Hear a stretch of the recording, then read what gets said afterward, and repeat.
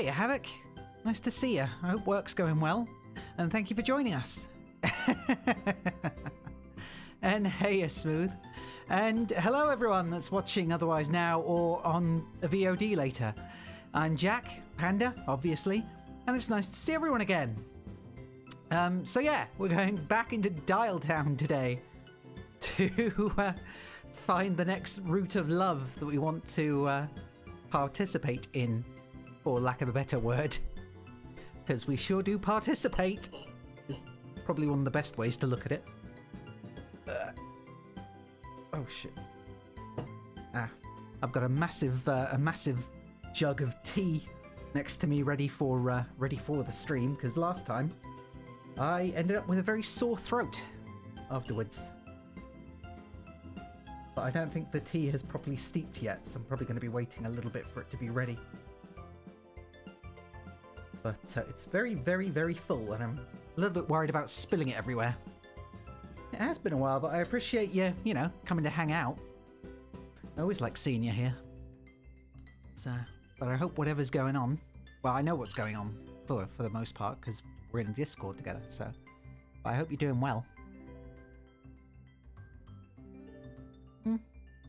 I guess the tea's kind of done. Okay. Oops. Probably going to be a lot of that. Anyway, yeah. It's nice to see you. So, without further ado, let's get back into it. Last time, we went straight ahead with Phonehead us. This time, I'm going to make a new Jack. Though, same name, maybe. And I'm going to have a typewriter for a head instead. But I'm not sure whether or not that means we'll miss out on Bigfoot. I don't know, because I don't know what routes these paths are going to take. But we'll see. Either way. Last time we helped save a dying theatre from ruin by dating and helping Oliver with his creepy fetish porn. This time, we've got to either help a man emerge from a dumpster for a final time, encourage an artist to follow her dreams, or teach an ape man to accept himself. I think that last one applies to a lot of us. But yes, so the ones I've met so far don't yuck Oliver's yum. What? Anyway, yeah, so Oliver was the one in the middle there, the Fez wearing phone. The printer lady we couldn't date specifically because she only dated typewriters.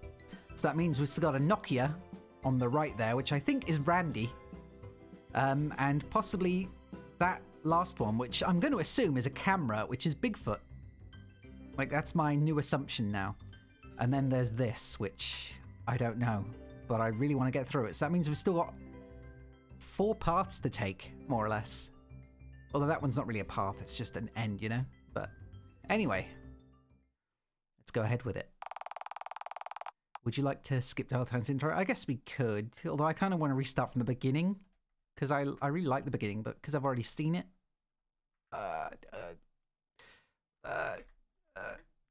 No.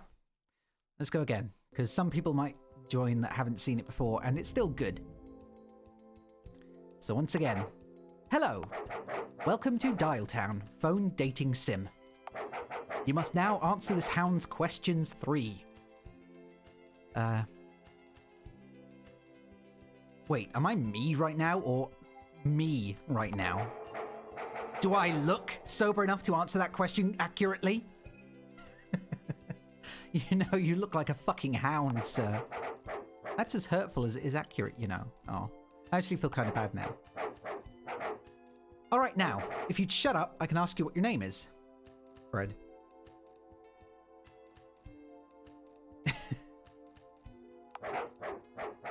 Taking it very seriously.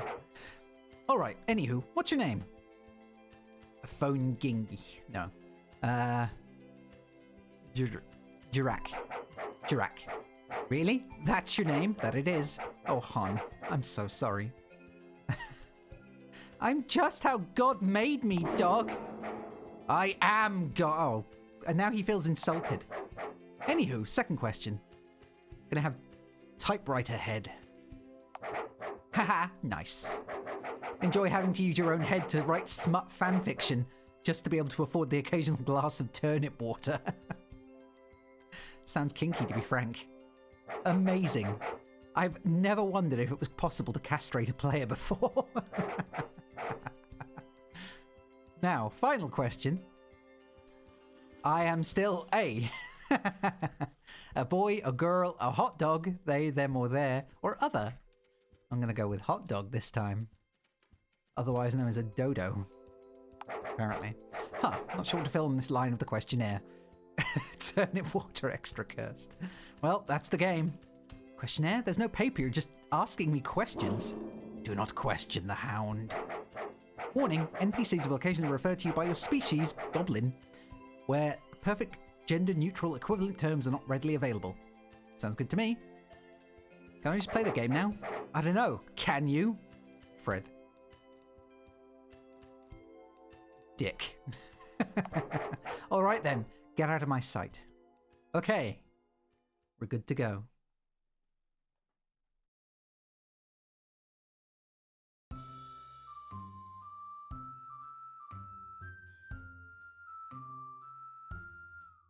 And with my tea, I am ready. I am a sinful creature. Seems I'm alive again.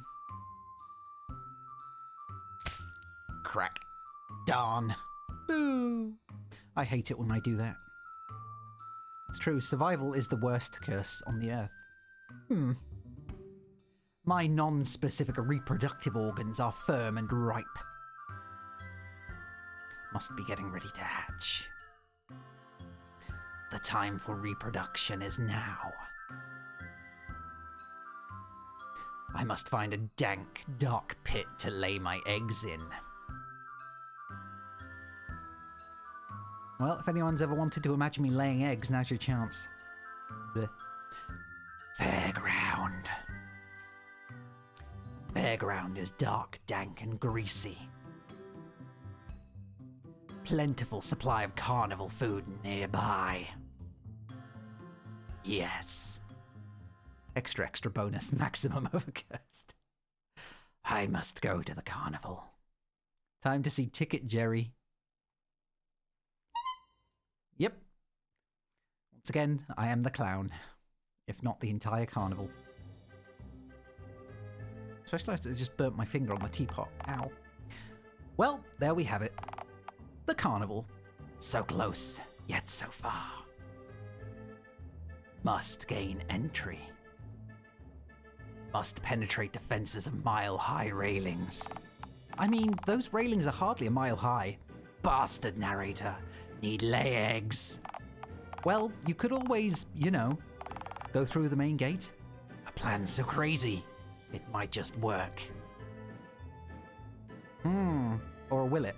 It will. Well, kind of. In a roundabout kind of way. Jerry is your favorite character. He's the only one who seems as appropriately exasperated with your bullshit. I mean, not wrong.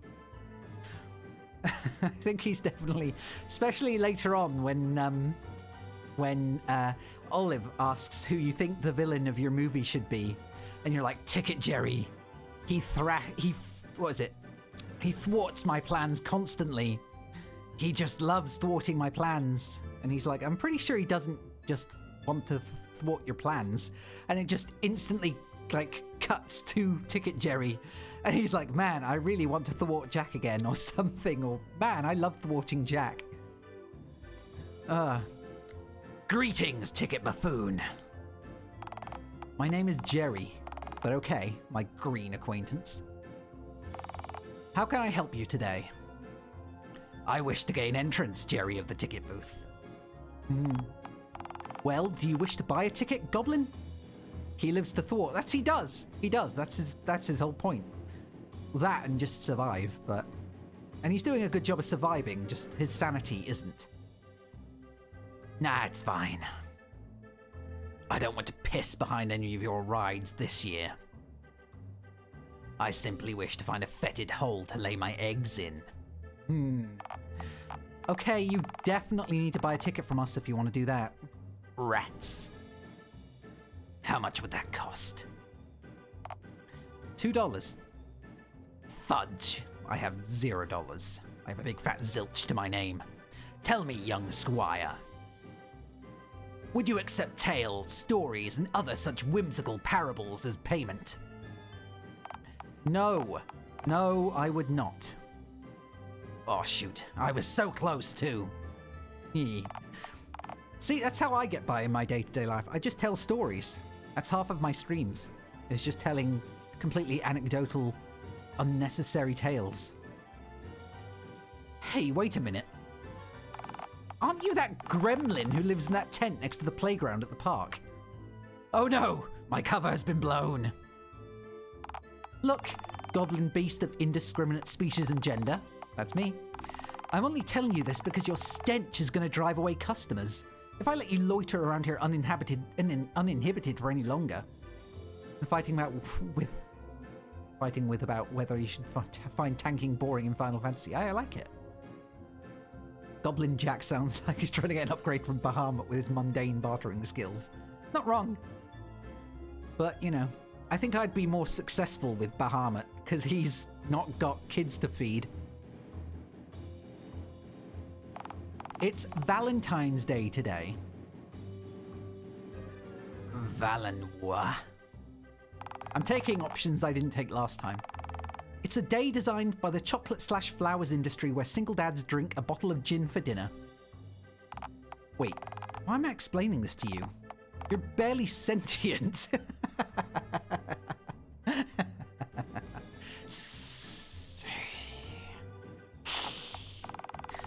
Look, hissing and drunken single dads aside. Known goblin jeretics. Valentine's Day is a day for people who are, you know, in love of the spooky variety. Spooky-ween. Spooky Valentine's Day. Love? What on God's green earth is... Wait, which one of these did I do? I can't remember. Is this love thing a type of feeling? I don't really do those, thanks. Well, sorta. I think I went with this one last time. It's just the hand-touchy lewdness. Love is what happens when two grown-ups start craving more than just business handshakes and platonic ice cream breaks. Because we all know, in a business industry, we love doing that. Love makes two people want to go on romantic ice cream dates and drink all kinds of exotic elixirs and nectars together. I do love drinking exotic elixirs and nectars, if by that we mean martinis. And fancy cider, I guess. I don't drink very much, don't judge me. Platonic ice cream. It's the best kind of ice cream, isn't it? When two grown-ups are in love, they'll make joint bank accounts together and go to the movies together to feed popcorn kernels to the rats and cockroaches there. And then one day, if you're lucky, your partner will take the kids away forever and go marry Steve, the guy in your accounting firm who works in the same cubicle as you, but makes 6% more per year than you, and you can finally have a good night's sleep. Man, it's like explaining 90% of adult relationships and marriages and divorces. That's love, my scary friend. Speaking of which, we have a promotion on today, just for Valentine's Day. Yay! 2 tickets for the price of 1 for couples who are in love. Get it? That thing you need to be in? Life, the ultimate punchline. If you can somehow convince someone to bring you here, you can... I don't know. Bro, you're a little worried about Jerry's marriage. I don't think he's married. I think he's just grumpy about life in general. I'm pretty sure he just hates everything. Including me, very much me. I don't know. Force them to pay you in like a parasite? I could. Granted, it'd take a real bastard to... Mission acquired. Oh, God fucking must. Source mate. He is married, are you sure? And hello, Celery. Yes. Must source mate. Must. I must. Okay, go do that. Just please, get the fuck out of my sight. Away from here, Fred. Hello there. Just you see, Mr. Jerry Ticket. I'll be back with a smoking hot babe. Please don't come back at all. Now I scuttle away on all fours like a weird crab. I like this game. Jerry really said Bigon thought that he did. To be fair, he puts up with a lot of shit on a daily basis. I'm just one of many shits. I assume. Boom, boom, boom, boom, boom, boom, boom, boom, boom, boom, boom, boom. So, chapter 1, the funfair date. And how are you, Celery? Slurp. Okay. Tent, sweet tent. To find a well-functioning member of society to latch onto like a parasite, you'll have to leave your tent, you know. Which one did I go to? I think I went that one. Great stuff. Let's go lay these eggs. I'm very eager today. I'm in a whole other kind of mood now. I'm very eager. Brilliant. Oh, wow. Okay. We're just leaping straight into it then. Bring up the main menu, including dialogue choices and during NPC choices, allow you to tweak options and save the game at any point. Use this if you want to do something that feels as though it might get you arrested or killed. I'll need to remember that. What the fuck was that? Right then. I think last time I actually did go with... You have absolutely no idea what any of this is about, and you only saw a screenshot of my stream when it's posted to Discord, so you're a little disoriented and confused about the eggs, but you're afraid to ask. You'll find out, trust me. But I'm going to say, first of all, give up on my love quest, because I skipped doing that. You're part of your disgruntled, aggressive egg-laying phase. You don't know if you want to, well, you're going to find out. But for now, I'm going to choose this option, because last time I chickened out. Give up on my love quest. JAQK! What are you doing? I give up. I've had it with the relentless orb we're all stuck on. I've had it with love, egg laying, and everything else. You can't just give up. I mean, God, who doesn't want to just give up life in general these days? Leave me alone. I'm pregnant and tired. Pathetic. So what if it is? I'm going rogue. I'm going off the grid. How? Why Smooth? I'm allowed to be millennial in this. It's very much that kind of humor. It's part of the whole thing. That's what this game is about. It's permitted here. JAQK, don't do this. Come on, I bet if you really tried, maybe if you actually left your tent, you'd find someone to take you to that accursed funfair. God, no. I barely leave my house if I don't have to. I'm committed to giving up narrator. Fuck effort. You aren't fit to forage away from society, JAQK. I can just... God damn it. Eesh. Good thing you have a lot of projectiles to correct my disposition with. Well, you can't. This is a permanent thing. I can just eat turnips, I guess. I mean, who doesn't? They grow outside, right? Would you even recognize a turnip field? They don't grow on trees? Aren't they fruit? I don't know what... Are they like onions? Are turnips like onions? Are turnips like parsnips? It got you too. It's because I've actually got the system sound turned up today on my mixer, so everything is louder. They're a root like parsnip. Oh, okay, so... Alright, okay. Well, that's educated real me, but not so much fake me. My God, you clearly don't even know what a turnip is. This is a lot of pressure. Please, I thought I was being a hermit. I thought being a hermit was meant to be relaxing. Have you ever met a well-adjusted hermit? I've never met a hermit, period. That's the fucking point. JAQK, you can't just... JAQK, you...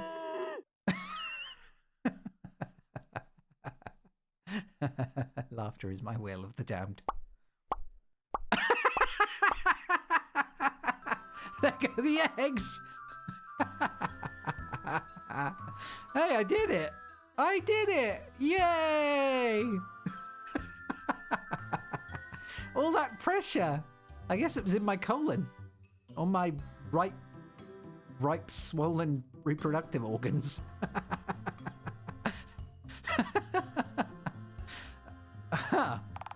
How about that? Eggs. I guess just left it too long?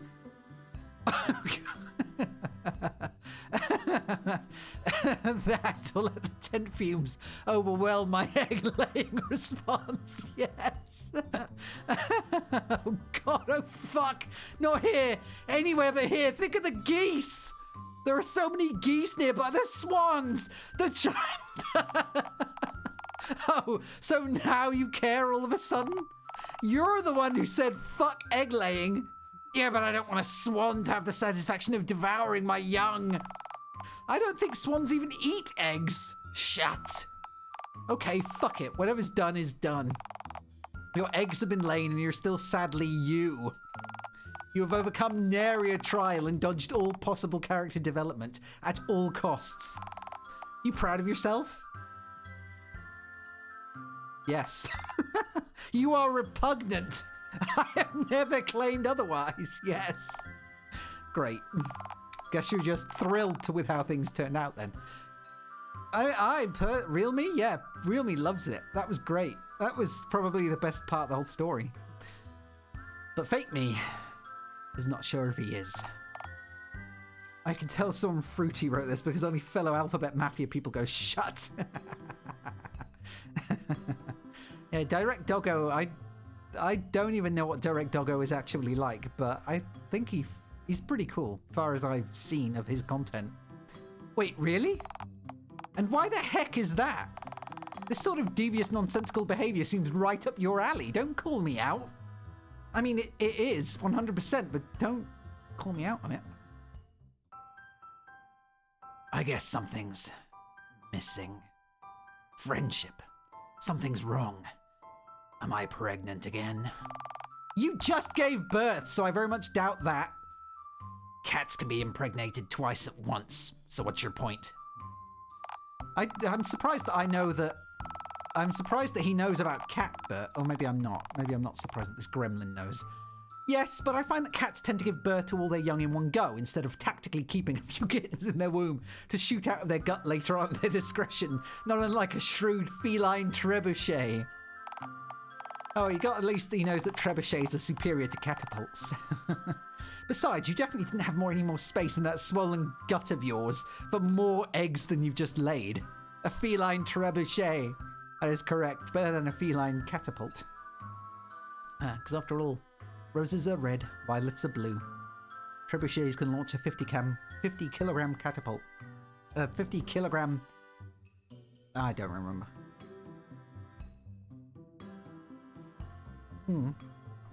A feline catapult would have been a better pun, wouldn't it? Oh well. This is not the ideal strain to watch at work. Probably not. Smooth was trying to keep himself from laughing last time quite a bit, I think. That and cringing, grimacing. Well, what do you think I lack? Purpose, definitely. Porpoise. I do lack a porpoise. Jack really dicked that one up, huh? Yeah, I did. When have I not dicked up a thing that I've tried to remember? Ever.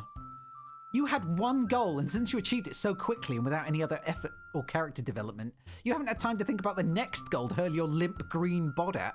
I am not limp. I'll have you know I am very swollen. At all times. So you're in motivation limbo. Is this what a midlife crisis feels like? Alright, I also forgot. I need to... Where's my filter? There we go. There we go. I am now more suited to be a green gremlin. You're in motivation limbo. Well, if it was, your kids would be louder and trying to swallow carpet tacks, and your disgruntled wife would be asking you to explain the scratched out scratch cards filling the back seat of your car. Is based and panda pilled. Aw. Thank you, Havoc. I do like praise. Otherwise, though, sure. Damn it. I need some purpoise. I need some purpoise. Purpose. Propane. Propane accessories. Go outside! Okay.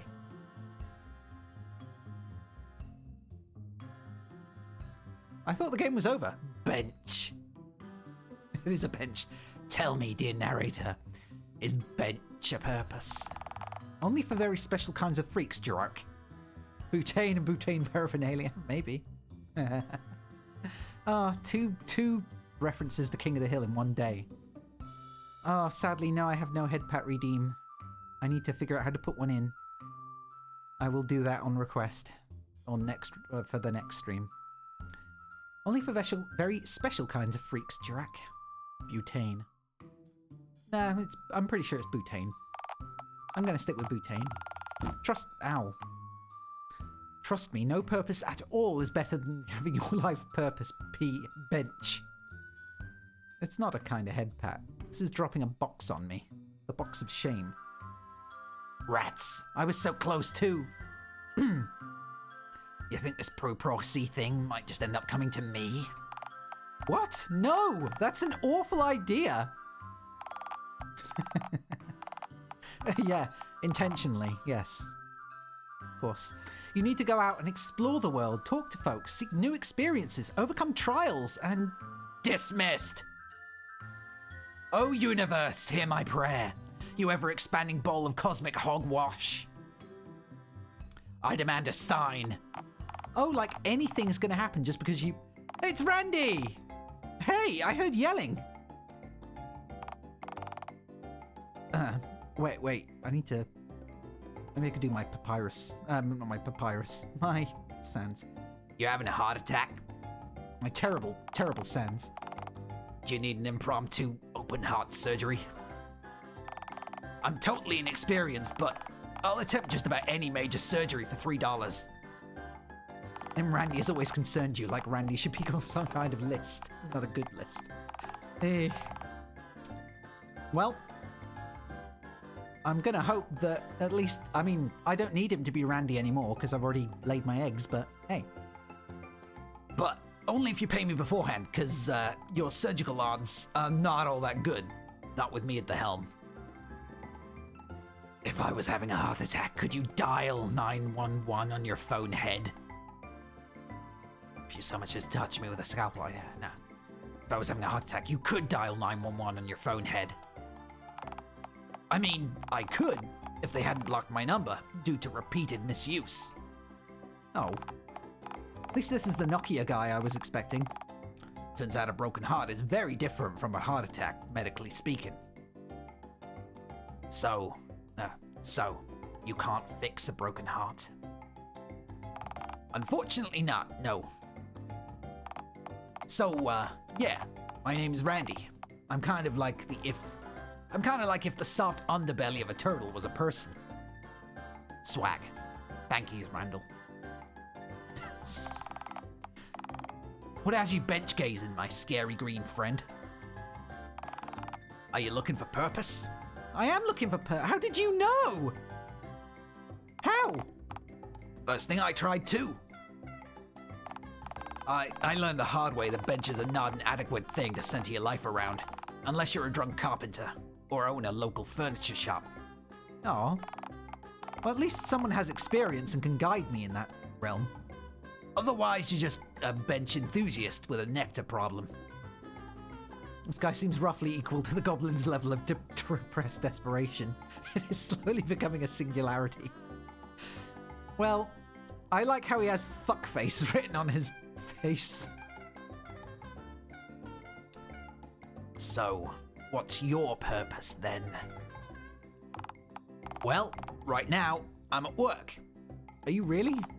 Then one day, I get to die. Sounds marvelous. I agree. See? This guy's living the way life is meant to be lived. At least my life. Except for the working part. I don't work. What else do people use to occupy their time/energy constructively? No, not allowed to bunk me for being millennial.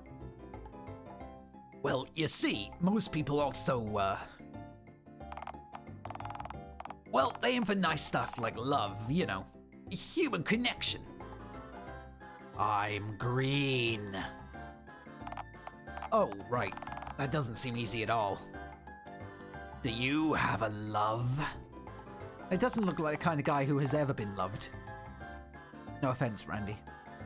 Yeah, I mean, I guess. How'd you find them? Were they on a bench? No. No, definitely not. I crafted my girlfriend out of trash. Tell me more, esteemed bandaged weirdo. I can make my own partner. This seems excellent. Yeah, I was having trouble finding a mate too. A mate? You're just like me, friend. You also lay eggs.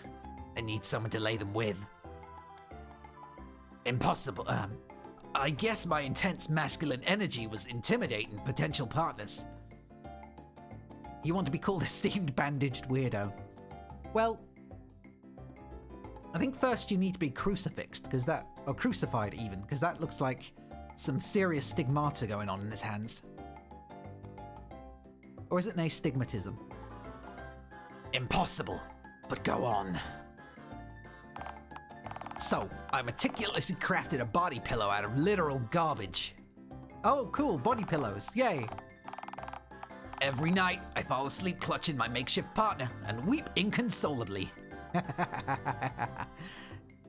I mean, it sounds about right. Yeah.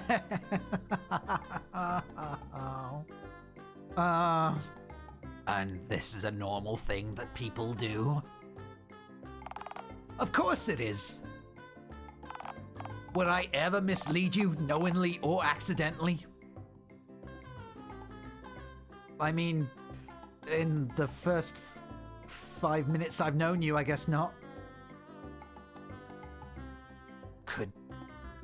His head does indeed say fuckface. I think it's where Nokia is supposed to be. Could I do this? Absolutely. All you need is trash. All you need is trash. That one popular song by the Beatles. Trash. Anyway, I gotta go wrangle a hostile pond avian before it wrangles me. You pulled a 180, you love Randy now.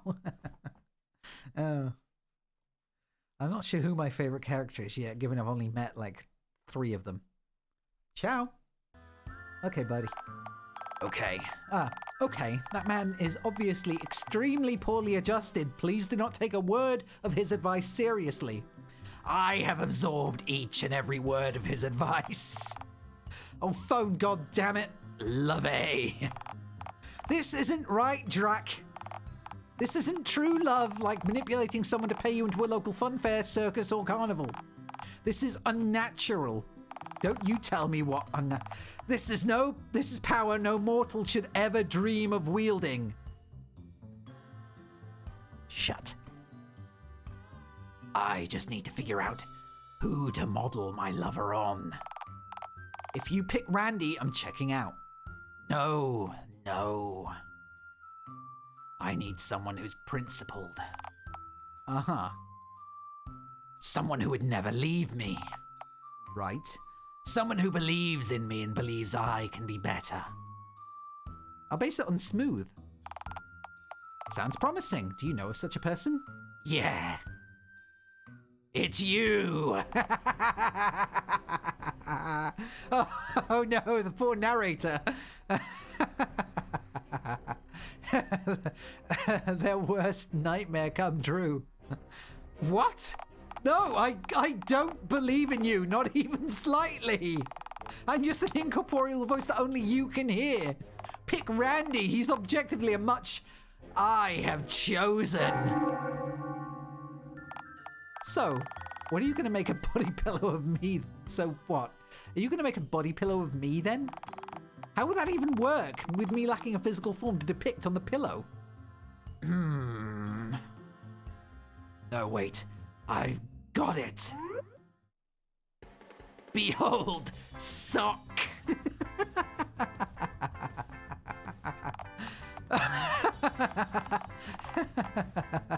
Narrator sock. Okay, so you're dating a sock puppet now? Yes, and the sock is you. The one that I mentioned in my last playthrough. The one that I cut holes in to let my scabs breathe.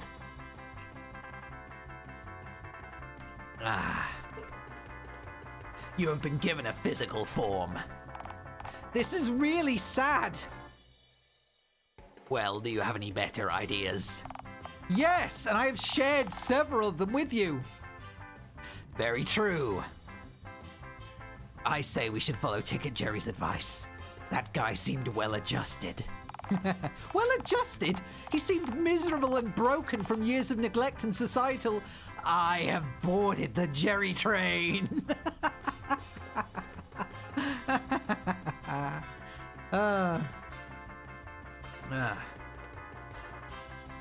Choo-choo, motherfucker. Fine then, what was Jerry's depiction of true love again? He said people in love go to the movies together. We should do that. How's that gonna work? You literally don't have a single dime to your name. Regardless, scene transition. Segue. Theatre. Is this where I'm gonna meet Oliver again, aren't I? Oh no! Hey, pal! My name's Oliver, and... Is that a sock puppet? Hey, Oliver! This is no ordinary sock puppet, dear Oliver. Nice to see you again. I'm glad that the theatre business is still running. This is my boyfriend. Yay. I mean, well, partner. Just NTR Oliver to his face. To be fair, he said he wasn't even sure if he was dating me multiple times. What gender do you assign to a disembodied voice anyway? That's, buy popcorn. What? Why? Are you talking to the sock right now, or me? I want popcorn. Why? You can't even really eat it. Physical form, bitch. Popcorn. This, it sounds like I'm talking to a friend of mine on Discord who just likes to be annoying and also just speaks in one, like, replies with one-word sentences. All right. Oliver, may I have some popcorn for my beautiful / handsome sock partner, please? Sure, all right. This is weird, but I dig it, I guess. Yay, popcorn. Here, that'll be $19.95, please. Would you accept 3 bottle caps and a rusty spoon instead? I think they're fairly equivalent in value. Poppadecorn. Swedish chef. Poppadecorn. How about no? I cannot do that. Oh, rats. Fuck. This is dreadful. You're totally cryptid penis blocking me right now, Oliver. Oh, man, I'm sorry. Okay, how about this? I let you into the cinema to make out with your awful sock partner if you're in and out in 10 minutes. And stay out of the direct line of sight of the CCTV cameras, preferably. I'm surprised this place even has CCTV cameras. You couldn't even run the lights. You were that out of money.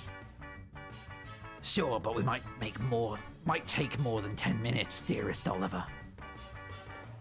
What if we get frisky? Please just partake of my groovy alpha and or promptly depart. Thank you.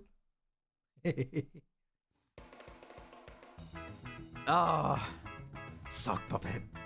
Dearest sock puppet narrator, kiss me.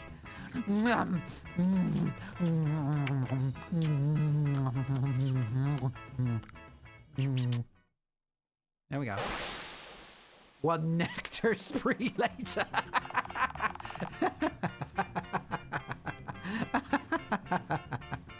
Oh no. Did you really need to guzzle so much nectar on the way here? Yes. Can I at least have some? No. Are you planning to acknowledge the dodo? No. Okay, hi Dodo. What are we doing here of all places anyway? You want to feel love, don't you? This went off the rails very quickly. Not this kind of love. Ticket Jerry said couples make joint bank accounts together. This is the final step we need to achieve true love. And please don't unsubscribe, Smooth. You're my biggest supporter. Hello, esteemed customer of ours. My name is Karen. How may I be of service to... Is that a sock? Okay, nope. I'm not asking any questions. That's quite the body for a sock puppet. Damn right it is.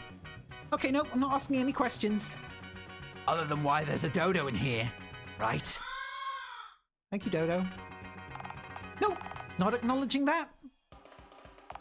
Let's just get this over with. Are you looking to open an account, or...? Yes, Karen. A joint bank account, please. All right, well, to create a joint bank account, you'll need a co-signee. Co-signee? Co-signee? Co-signee! A joint bank account is for 2 people, so I need to know who the second person is in order to create your new account. Yeah. I swear, if you tell me the co-signee is the sock... I'm so sorry, Karen. I tried to talk them out of... We're in love, Carmo? My name is You Don't Understand! Society doesn't understand us. Can you let me eat a paperclip from Karen's desk, please? This isn't the time, sock lover. I want to feel the physical sensation. Don't deprive me of that. Karen, can I at least have a paperclip from your desk? For what? To clip the part of your brain that has evidently fallen off back on? Nah, my sock lover wants to eat one of your paperclips. Oh, don't give me that look.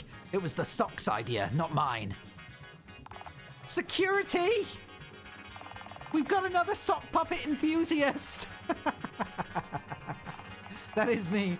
Okay, friend, can you just look right at me just for a moment? Why? So, nice fellow behind me, can you whack...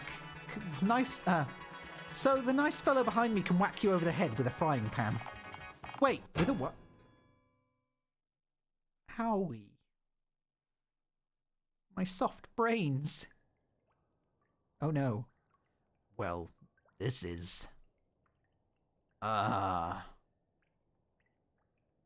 Narrator? Fred? Narrator! I can't do math. I already couldn't. I can't even say love properly. I'm gonna say something stupid. Now would be a fantastic time to chide me. Bottoms can't do math. Hey! I'm not a bottom. Fred. I mean, not exclusively. Where'd the music go? Fred. Well, this isn't ideal at all. What the fuck? Really? A madhouse? I thought that Randy said that inanimate lovers were... Oh no, Randy. Oh, hey Randy. They catch you with the body pillow. I proposed to a swan. Did it say yes? Tragic. Say, where'd the music go? Could you hear music this whole time? Yeah, you had a theme song and everything. Was it cool? Kinda.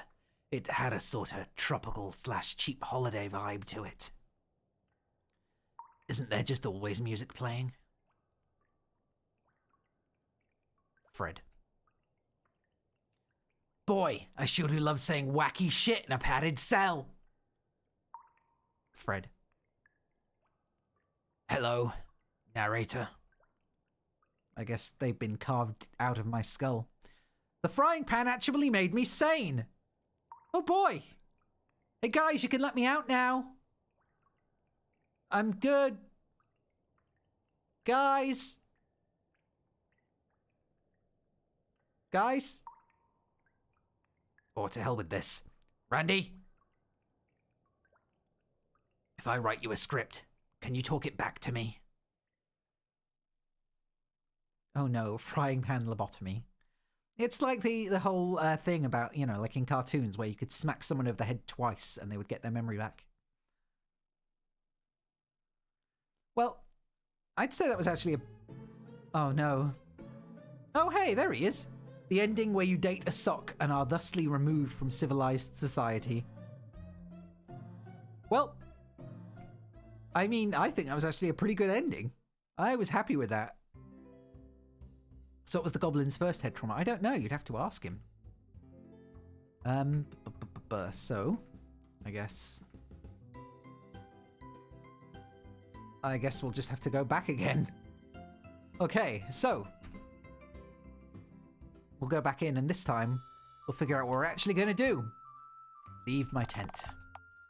We'll go to Uptown Dialtown and then head down to Downtown Dialtown. Uptown Dialtown.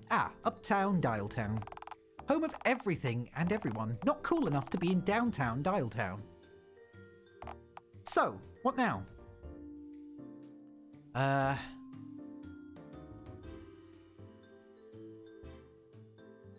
Leave the area. We can go to... Maybe you made bad calls with Nokia Man. Isn't he a valid option? I think he is, but I don't think. Because we didn't meet him until we said we were giving up. There's a good chance that we just need to find him in another place. I could go to the bank and speak to Karen, or I could go to Downtown Dialtown, which I avoided entirely last time. Let's try that. I just snuck onto the tram without a ticket. Onto the subway even without a ticket. I'm a rebel. Downtown Dialtown. Where the air tastes like crystal meth, and crystal meth tastes like smog. Hey, I do love me some So what now? Read the notes on a nearby phone pole. I'm curious. A nearby pole teleports directly to you. Gah! What the fuck? I'm so eager to do crimes now. Shut up. Not all the crimes, just some of them. Some of the crimes that don't hurt anyone. Gah, what the fuck? You hope to notice something, anything that'll somehow help get you into that funfair. Let's see. That's what they say, be gay, do crimes. Okay, let me read the first advert aloud. Hiya, I'm Frungles. Oh shit. I need to try and get this. I'm not good at voices. Hiya, I'm Frungles the clown. I do cocaine. What the fuck is this? Clowns don't even exist anymore. But don't you believe in Bigfoot? Whole different kettle of fish. Bigfoot is real. Clowns are not. Bigfoot is a feral primordial ape man who lives in the woods and is only ever seen through hazy disposable camera footage. Exactly. He may as well be my uncle. Clowns are literally just people with funny red noses. How is that any less easy to comprehend? You think clowns are people? People don't lay eggs. You lay eggs! My point exactly. And everyone knows I'm not people. I mean, imagine having a head covered in disgusting flesh. It's true, my head with a red bulbous tumor attached to your face. I mean that, wait. That fucking honks. That they do. They have gigantic shoes and yeet. Yeet. They drive around in comically tiny cars. They blow up balloons and dance jigs at the drop of a hat. Well, so long as you pay them. As if such absurd antics are menial. I think. They truly are wretched creatures. Sinful, wretched creatures. Worse than I. Huh. I had no idea you felt this way. Awful beings. See, and if I'm calling something awful, then you know that I mean it. Because after all, I'm a literal gremlin. Semi-literal gremlin. Maybe a decomposing literal gremlin.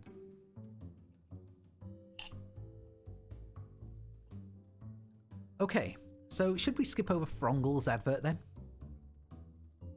Fuck that. Read the clown page, it might be funny. But you said... Fuck it, you're impossible. Read the clown page. Read the clown page. Do it. I'm reading it. Let's see here. Hey, boys and girls. I'm Frongles the clown. I really need money. I'm a real clown. I might not be licensed, but I'm also dabbling in plumbing and dentistry. That sounds like a terrible combination for a clown. I'll do just about anything for $4. Just like Randy. Except he did it for $3. That was a much better deal. Please hire the clown. I'll do anything. I'm living in a storm drain right now. You think any task is too lowly for this clown? Oh dear. Well, don't like that. $4, by God, you can afford that. Come on, I have a chimp to feed. That's a whole page of this. Skip to the end then. Yours, hopefully, Frongles the clown. Honk honk. Okay. Well, I guess clowns are regular people too. Wow. I think the whiplash I got from hearing that is going to make me vomit. Hey, do I have $4? I want to hire the clown. If you had $4 fucking dollars, you wouldn't be looking for someone to pay you into the funfair. Maybe I just want the company. You have me. You are pond scum. Much like me. Well, you lay eggs. Why did you say that as if saying that I lay eggs is an insult? Okay, fuck it. Let's see what else is on here. Just moving on. Quickly moving on. Just getting out of there.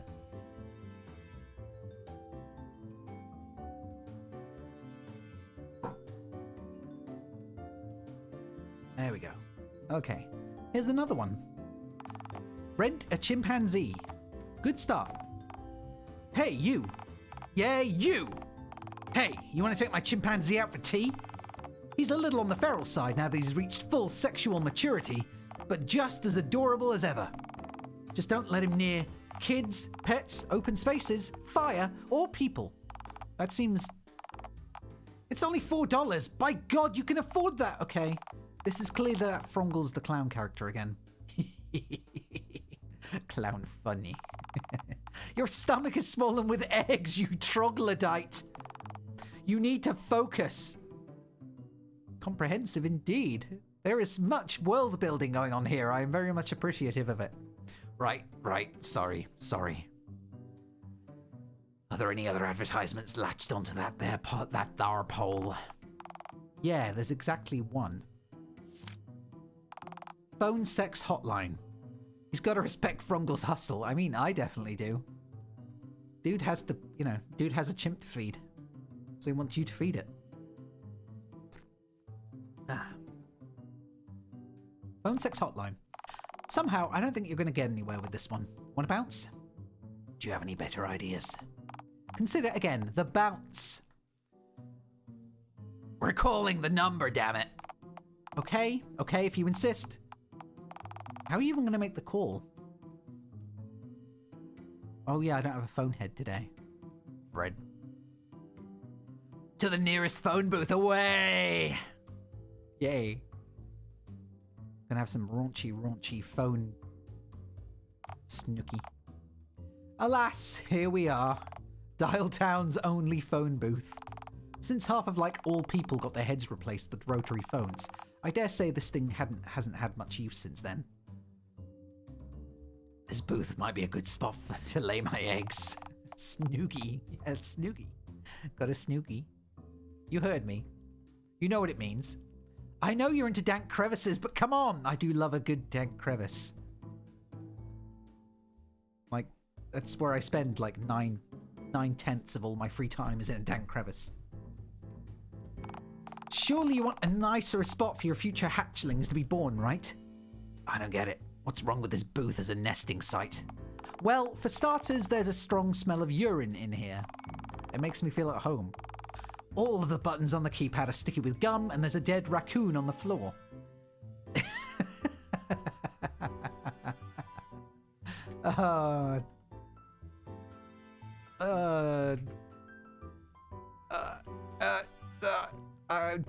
Both good. Shit. This place reminds me heavily of myself. Because it's sticky and smells weird? Yeah, got a snoogle. Well, that and the weird stains, yeah. Don't judge me for my use of language. You ready? Sure am. Read the number out. Good show. Glad to see some enthusiasm. Yeah, weird stains, you know it. Just like me. The number is... Your enthusiasm was for naught. Don't forget the seed raccoon. Also important for self-identification. Oh, the dead raccoon. Also important for self-identification. Yes. Yeah, definitely. It's just like me. Same colors and everything. Green, black, and white. You know, because of the decomposing. I don't get it. What's the number? It's, 1-800...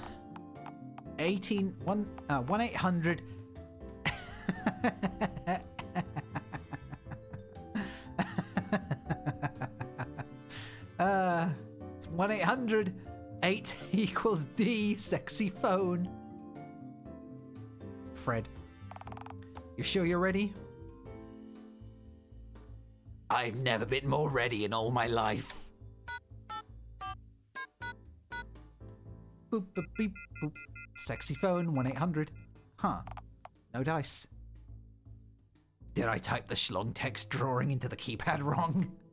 Damn it, how am I supposed to get through with these sticky, unusable keys?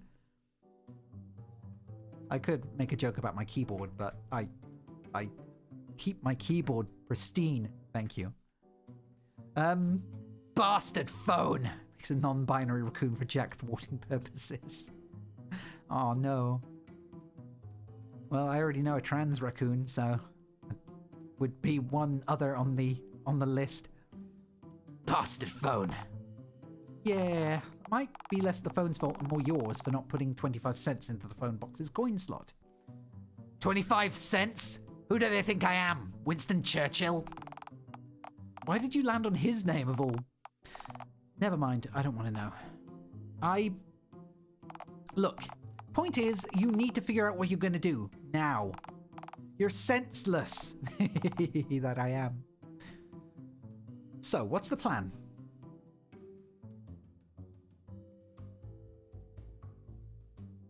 Your circle can stay 10 million feet away from Twitch. Well, yeah. You might want to stick with that. You're looking at your worn keyboard, and you can immediately see what appear to be pieces of potato chip, and you hope that's the case. Well, I hope so too. Because otherwise, I don't want to know what has the consistency and texture of potato chips months down the line. Bang really hard on the phone box and hope it works. Oh, please. Like that and bang!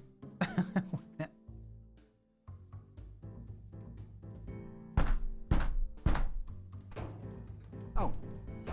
They did it for me. Never mind. Oh shit, that actually seemed to work. I am prepared for sexual gratification. It's eggs time. Hi, never say that again.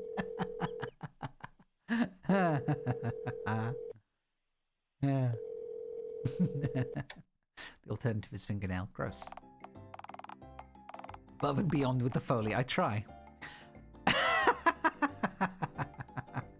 You see the sausage roll maker at Aldi by any chance feature on the cooking? I did not. That sounds amazing. I want one. I'll have to look it up after I'm done. I want a sausage roll maker. That sounds fantastic. I thought you just had to like put a sausage roll in puff pastry, but having one that does it for you sounds even better. Hi, my name is Randy Jade and I'm feeling randy for you tonight. He said it was stonking, which you assume is good. It is good. Stonking means, well, usually it just means, well, actually it just means big or really. Like stonking big, as in like it can be really big. Let's see. I'm sorry. My boss forces me to say that. I really should have just lied about my name.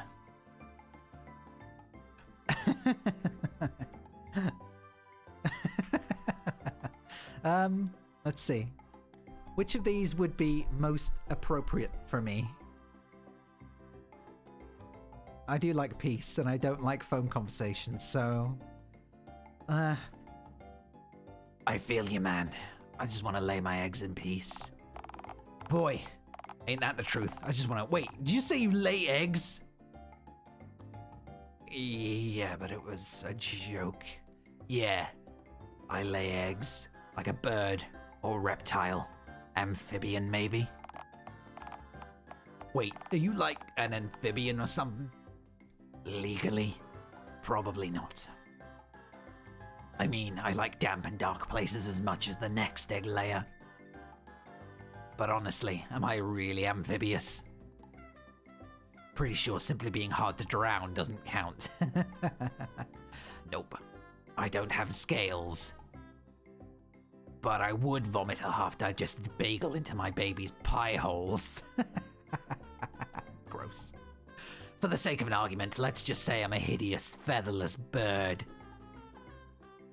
Well, I mean, it's more likely than being a hideous, furless panda, I guess. Given pandas don't lay eggs, I mean, it's where the similarities begin and end. Huh. Hey, that's okay. I've got plenty of experience with birds for my main job. For a not very fun time, Google sun bears.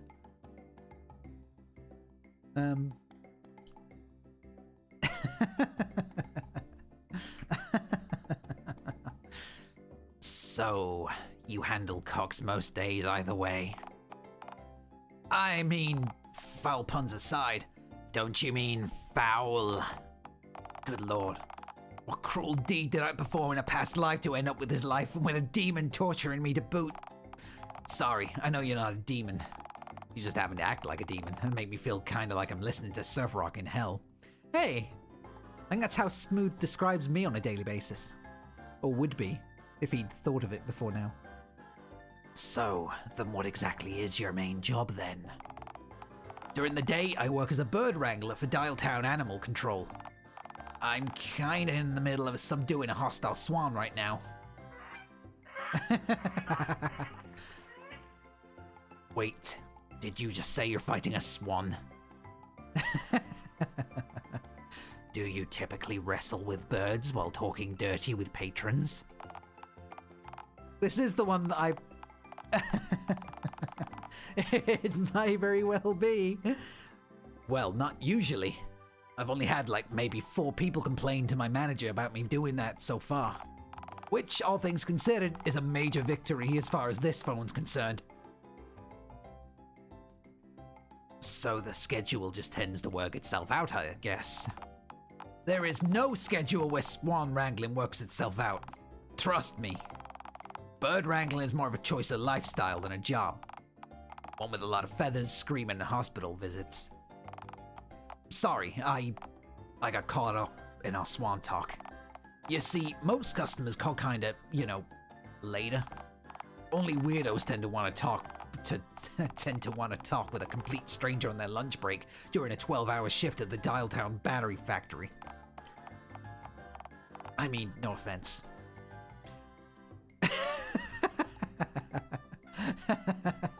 Randy, I am limp right now.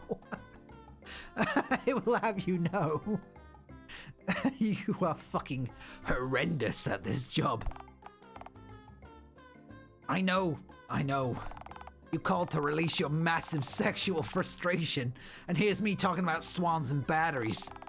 Nobody wants to hear about swans or batteries when they're trying to get off. I'll say. This ain't doing a whole lot, Maybe I do want to hear about swans and big, juicy batteries, Wow. That... Somehow, I'm infinitely more uncomfortable than I was before, which, to my knowledge, was peak level. Is there anything else you wanted to talk about?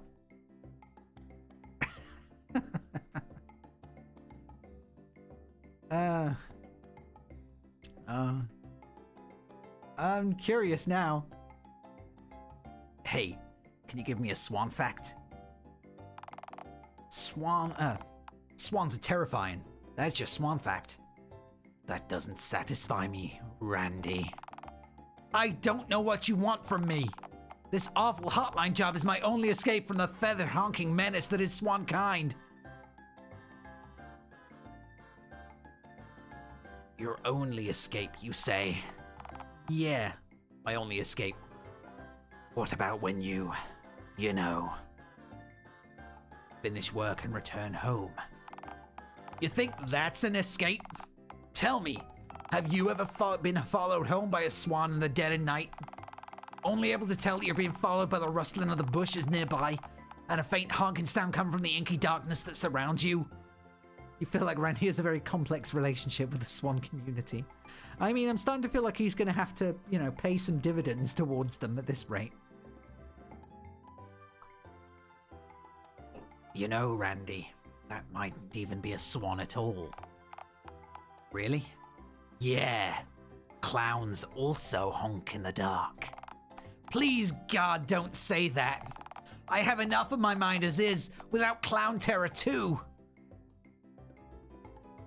I don't know, I think I'm gonna risk losing him as my potential date. Right. Sorry. It's okay.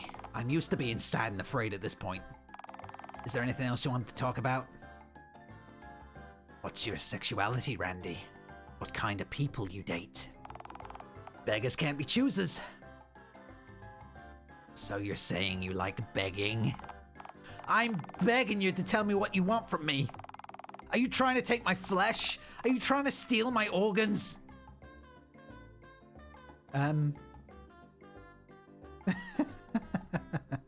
Well, I was gonna try snatching your kidneys.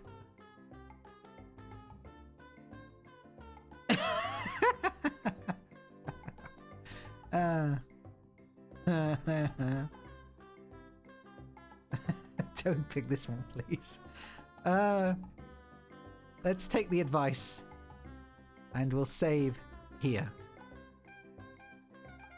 Okay, so it says don't pick this one. You know that's just an inclination to pick that one. It always is. Nah, hot stuff. How's about we have a funfair shindig, home slice? Pardon? Come again? Don't mind me, Daddy-O. I just think you're fly. You dig? What? What are you saying? Am I being threatened? Don't be tripping, dude. I come in peace, man. It's all cool beans here, home sly. Please, I don't want to die. Just take my Oh God, I can't give you my wallet because we're talking over the phone. Look, if I shove my wallet into the receiver as hard as I can, will you let me live?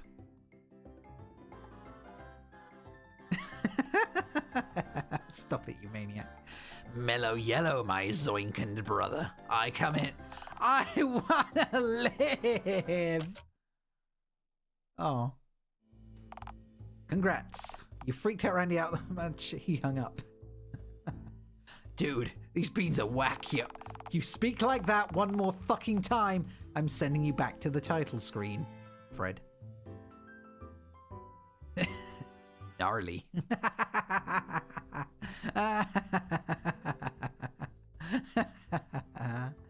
Oh.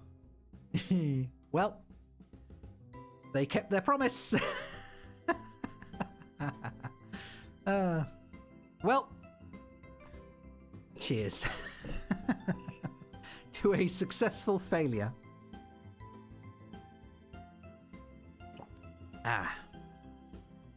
Okay, let's get back in there and then act like a real pseudo-human.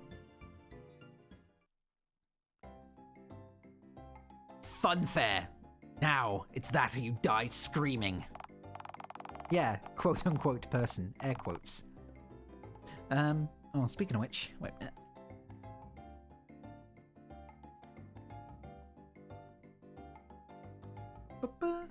Yay. Well, got one of them. Okay, yay. Air quotes. Oh, they kind of work, but kind of not. There we go. Yeah, air quotes. They do work. Kind of. Ish. Okay, anyway.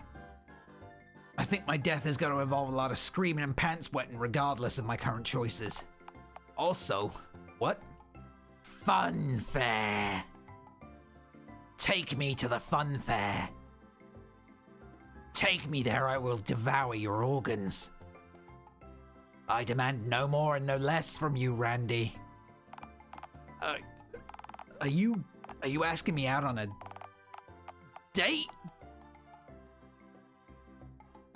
Well, it's less of a date and more of an egg-laying arrangement. Who cares? It's technically a real live date. I've never been asked out on a date before. Usually I'm the dude who has to beg people to go out for coffee with me, and to resist the urge to throw my scalding beverage in my face during the sordid ordeal of taking me out. So, after that I'm a little bit concerned, but I guess you're in then. I sure as heck am. What do I have to lose? Well, I could be like a serial killer and murder you for your skin or whatever, which honestly, after seeing a picture of me, you might well believe that I am exactly that. I mean, just seeing me in person might be terrifying. Well, as I always say, at worst, this'll probably just kill me, which is best for everyone, including myself. Holy fuck. Good motto. Words to live by. Yep. Well.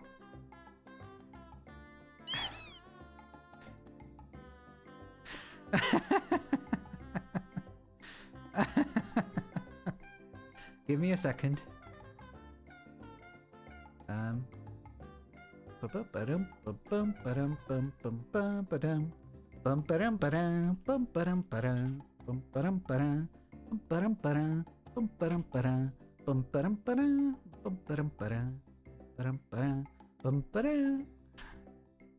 Gonna do exactly that.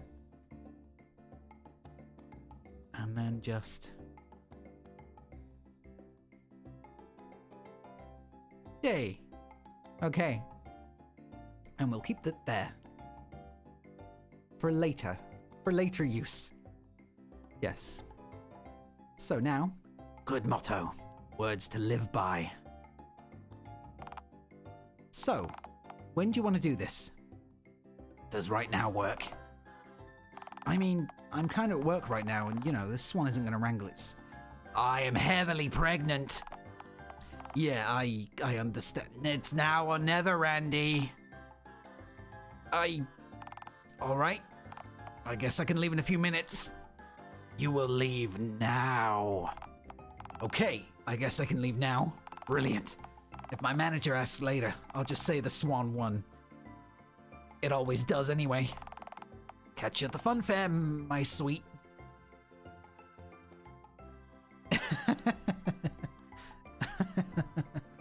You will pay me into the fun fair. I will lay my eggs. God. God, Randy, why did you agree to this? Well then, looks like you've weaseled your way into the fun fair after all. Eggs. Not yet, JAQK. Soon. Come on, let's go. You've got a date to attend. Hell yeah. I made it, guys. I have a date. You proud of me? Are you proud of me? So what now? I guess I'll go back to the Dialtown City Zoo. Local burger place to one of the apartment complex. There's a lot more to... Hey, casino/bar. Yay! You know it. Hell yeah. Hey! Maybe I should I'll just use this as my background from now on. It's just gonna be this. My dark, awful casino. Anyway. Okay, I've got it. Hear me out. Hear me out. Uh-huh. Okay, so, you know how gambling is always a wise idea? See? See? He knows. I know. They know. My idea is basically that I should gamble. I don't know if that's such a good idea. What? Why in God's green earth not? Well, firstly, the idea of gambling is that you put money in Lady Luck's a gambling pot and either win double what you put in or gain nothing. That sounds fun. I am a gamble panda. That sounds fun. I like risks. I do like risks. Well, considering you eat roadkill fresh off the ground, yeah, trust me, I know. What does that have to do with risk? Tapeworm! Sorry, go on. To take a financial risk, you have to have starting capital. You know, unless you're like a bank or a sketchy construction/real estate company. And may I remind you that you're penniless? Oh shit, this sucks. This is America. It's my God-given right to gamble. Oh, so we are in America. Okay. God-given? I am at least 60% sure that the Holy Ring Bull has verses against such... Shut. Ah, rats. Do all fun things require money? Yes. Yes. Sadly, fun is not a God-given right. Unfortunately. I'm afraid so, yes, literally without exception. Think I'll play the KOTOR remake? I don't know. I did like Knights of the Old Republic. But I've not looked much into the remake, so I'll see. What about devouring gravel? That's free. Only because you refuse to pay for the gravel. You know that most construction sites in the city have a photo of your mug plastered on every notice board on site, along with a shoot on site notice, right? Oh shit. So what are my options? Well, right now, your Dirt Po, which is already the typical endpoint of gambling, Gramble. Delicious gramble. So, really, you've just cut out the middleman, who in this case is a blackjack dealer in a bow tie who smells like whiskey and vomit. Love the crunch. Definite grumble crunch. And then wash it down with a big old glass of cement. Still liquid. What do most people do at this point? Go through a lengthy divorce and drink heavily, typically. Right then, to the bar I go. Never been so irrationally driven to eat rocks as when I see aquarium gravel. It just looks like nerds. Oh, hey, it does. You're right. Ooh. I don't know who this is, but hello. Aha! Welcome to the Lock and Whiskey, my green friend.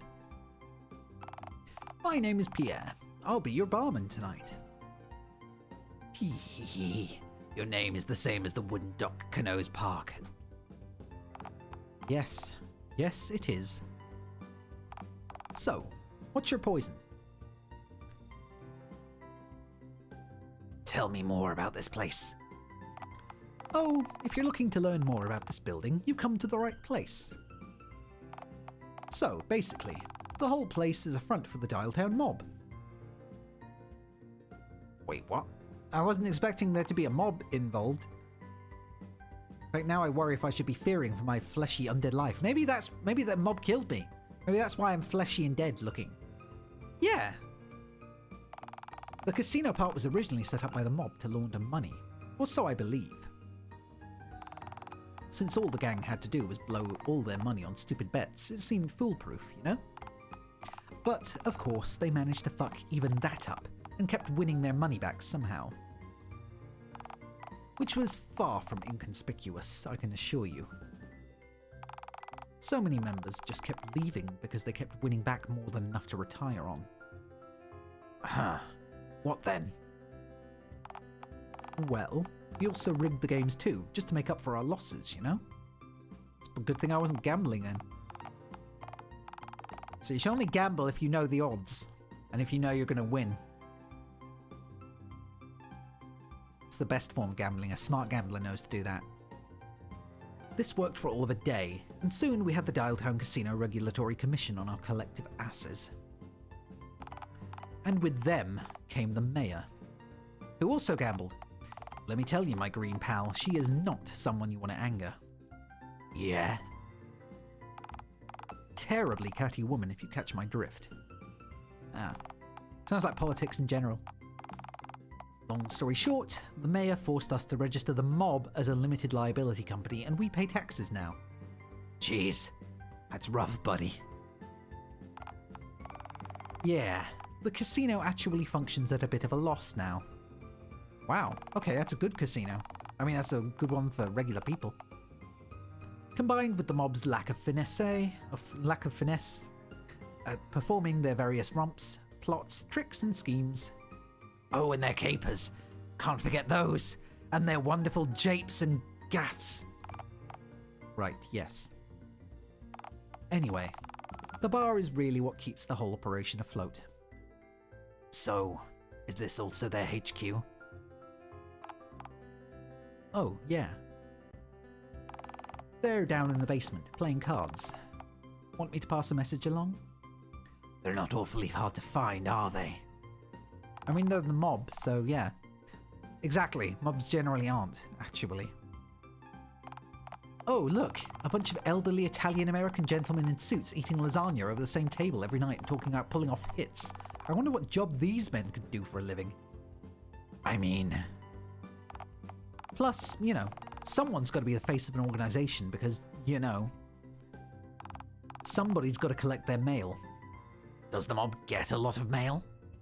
I actually wondered that. Oh, phone lord, no, our organization's a colossal failure. Nobody in their right mind would come to us for a job.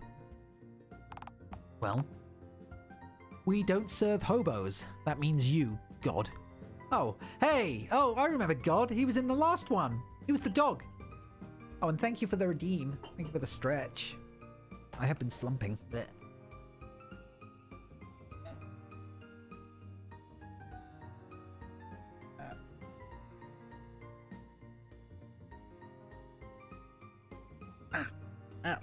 Shoulders cramped. No.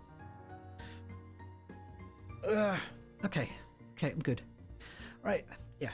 Thank you, Havoc. Okay, but you never know. Plus, the mayor needs a public address to send her tax collectors to, you know.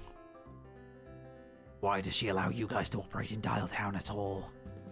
It seems like she could obliterate you all in a moment's notice. Well, actually, it's very simple. The mayor sets Dialtown's taxes at a low rate compared to the towns and the rest of the state, gets brownie points with their citizens for keeping taxes so low, then gets the mob to rob citizens and taxes the mob at a high rate, allowing her to essentially collect twice on the same schmuck's paycheck, you know? Wow. We're basically like the IRS, but far more squeamish and far less feared. I've heard many horror stories about the IRS. I'm very glad we don't have to actually pay our own taxes. Unless you're self-employed. Otherwise, you just, like, get taxed a default amount out of your paycheck.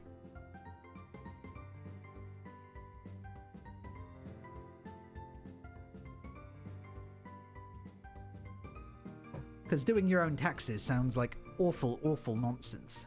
And very, very, what's the word? Anxiety-inducing.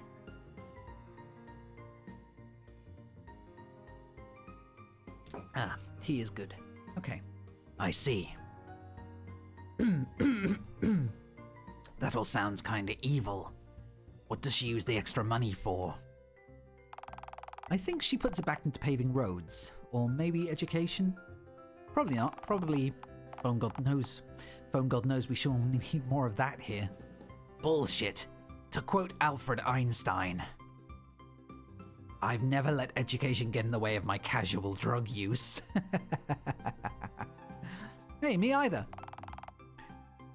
That doesn't sound quite right. I don't know the phrase off by heart. I'm slightly high right now. Me too.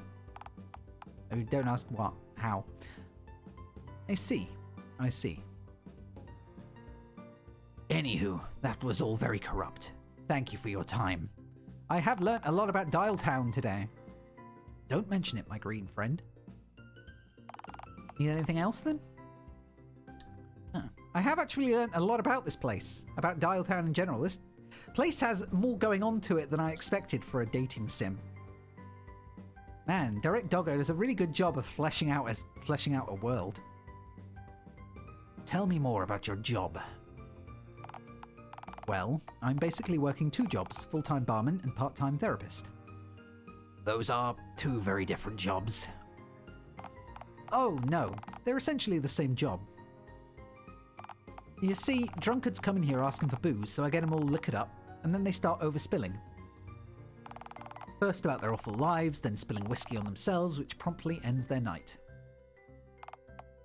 Yeah, at the moment, I'm studying to get certified by the Dialtown Psychology Association, since, you know, giving louts therapy is half of my job anyway. Might as well get paid for it too, you know? That actually seems like a really good idea, in theory, because you always, like, I don't know if it's like a cliche and exclusive to, like, TV and movies and whatnot, but you always see drunk people doing exactly what he said, and going in, getting drunk, and then, like, talking to the barman non-stop. As like a, you know, just like an ear to listen to. And sometimes the barman in the shows will be like wise and give advice or whatever. And then other times they won't. Or other times they'll just be... They really don't want you to talk to them. Ah, okay. I don't go to bars at all. I think I've been to a bar maybe twice in my life. Because I just don't like going to bars. And in every case I've been with friends, never alone. So yeah. But hey, I guess this guy's living the dream, in which case he gets to be a bartender, which he seems to enjoy, and also get paid for being a therapist.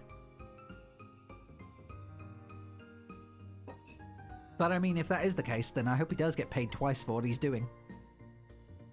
Yeah, exactly. I don't want to get sloshed with strangers either. I can do that at home, in front of the TV.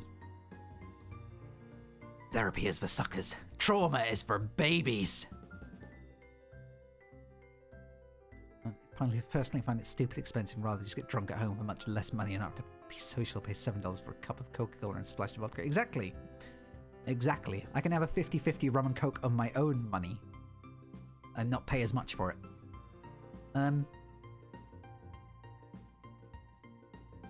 Well, can you give me therapy? Or therapy is for suckers, trauma is for babies? Well, I am a mess, so... The day I pin shit my pants and terror to my calendar is the day I ask to be put out to pasture. I don't know, seems like a Wednesday for me. With a brick? Alright, if such a thing ever occurs, I'll make sure to have a brick handy. Stella, thank you. Right then, is that all? I'm go back and say...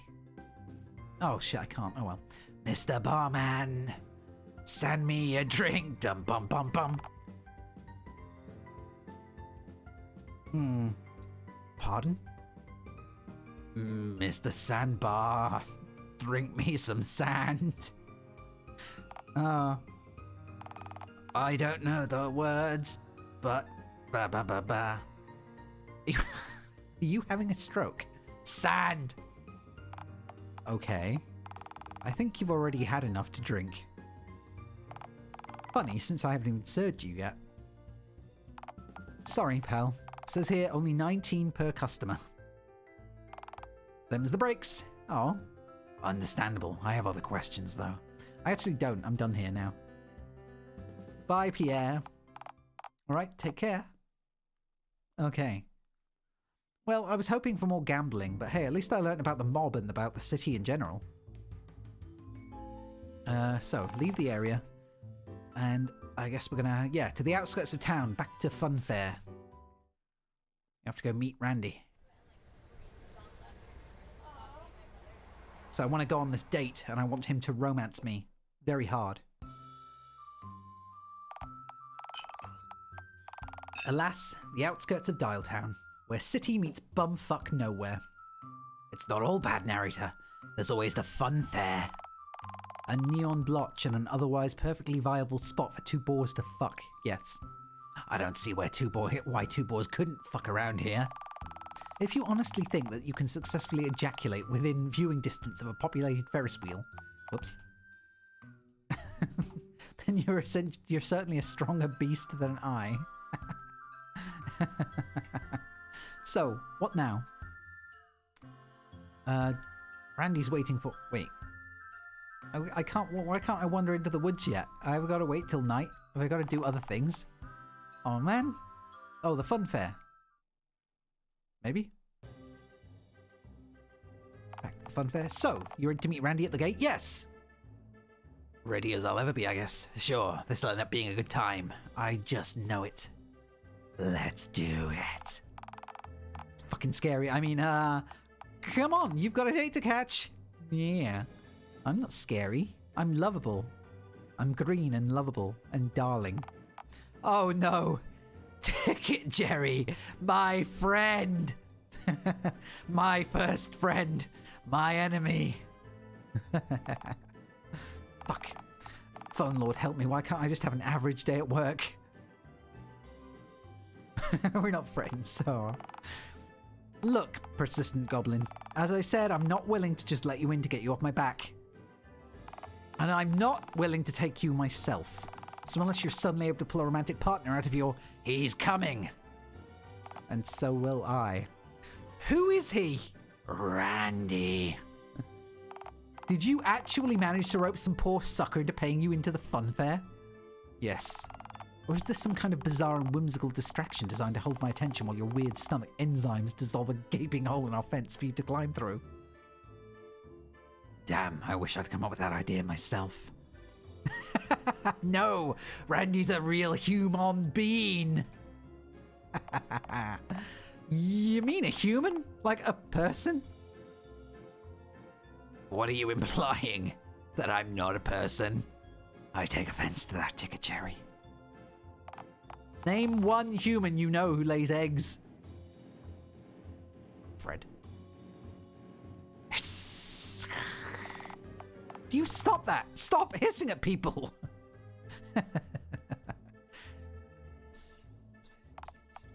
This alleged Randy person. I actually know a few Randys, you know. Wait. Randys? Randi? Zoe. We did want to go with Zoe, but I like the inaudible hissing. Randy? Randi? Sorry, point is, I know a Randy or two. Say, does your Randy happen to be really pale and scrawny? Covered in bandages? He's met all of them. He also knows Olive Man. Constantly smells like sweat, desperation, and swan rage. That's him. That's my Randy. Yeah, that sounds about right, actually. Yeah, I'm glad Randy's got someone to spend his Valentine's Day with this year. Quite a pity that it's with a literal cryptid who just wants to use him as a pawn in their egg-laying plan. Don't judge me. Judge me not, fleshy ticket dispenser. I'm not going to even pretend Randy and I are close. I threatened him over the phone. Pathetic. Only Phone God may judge me. I can and will judge you. I guess that's his own God-given right. Phone God-given right, even. Hey, sorry I'm late. I had to roll around a puddle, get the swan blood off of my clothes for the big date. Oh, who am I kidding? We both know the blood was exclusively mine. But hey, you look marvelous, my sweet. Aw. And you must be. I mean, we know about the bloody bandit. I guess that's from the swan, but... You must be a roadkill possum, Randy. 'Cause you look like a snack. I don't know how to respond to that, to be frank. Well, you're not Frank, you're Randy. Though if I did have a response, it'd be, are you saying that you eat roadkill?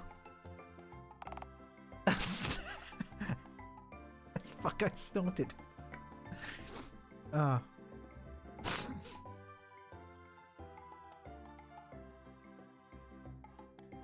Astounding. Even when they try to flirt, they come off as a bush-dwelling gremlin. Just like the real me. I can't believe you're actually going through with this little scam of yours. What else would I do? What are you talking about, Jerry? They're using you, Randy. we have a 2-for-1 ticket promotion on for Valentine's Day for couples. They just want you to pay them in so they can lay their eggs in a moist pit somewhere in the funfair. Oh, I mean... Yeah, I knew that. Aw, you knew? And still you came? He will. Beggars can't be choosers, Jerry. Poor guy. Randy. See, Jerry has genuine... Jerry has genuine care for his friends. One of whom is sad and lonely and pathetic. So, yeah. Jerry's kind of cool. I would totally date Jerry. If I could persuade him. I don't know how I would, but hey, I would. Randy. Fine, it's your funeral, I suppose. That'll be $2 then, Randy. Okay, I should have $2. I should have about $2 here. Oh yeah, he's got it in change. Maybe slightly less. You know what? Just go right in, Randy. Really? Yeah, I've had enough of this wretch of a creature for today.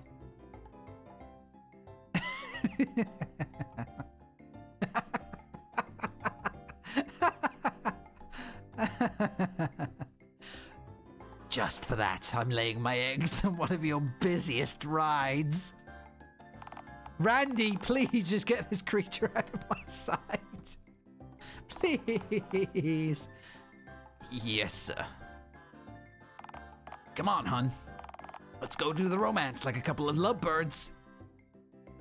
Eggs. Eggs. Regret. Oh man, it's like that Tom Cardy song. Read between the lines. Oh no. Well, here we are, my love. Dialtown Funfair in all its grease-soaked safety inspection failing glory. So, my love, what should we do for eggs? Oh, right. You want to just, lay those right now?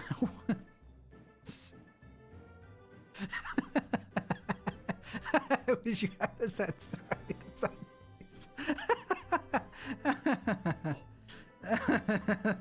So now whenever we play Undertale, you're going to be thinking of Randy. Ah. You're going to be thinking of Sans as a sad, pathetic whelp. You want to just, lay those right now? You know, get it over with.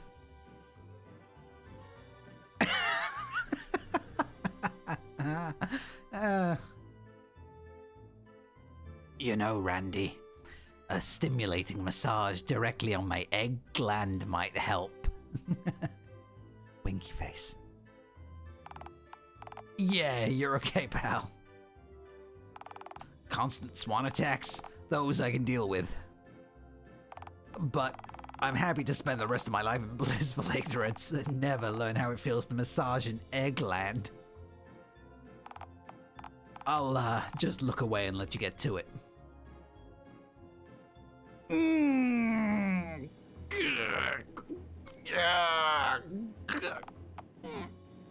okay, hon?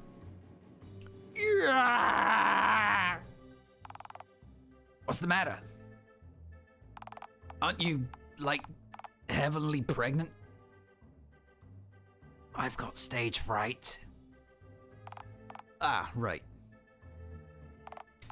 So, what now?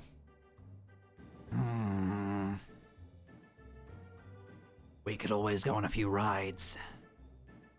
See if we can shake the eggs out of my guts. Wow, that's absolutely wretched. I like Randy too. I actually think I like him more than Oliver.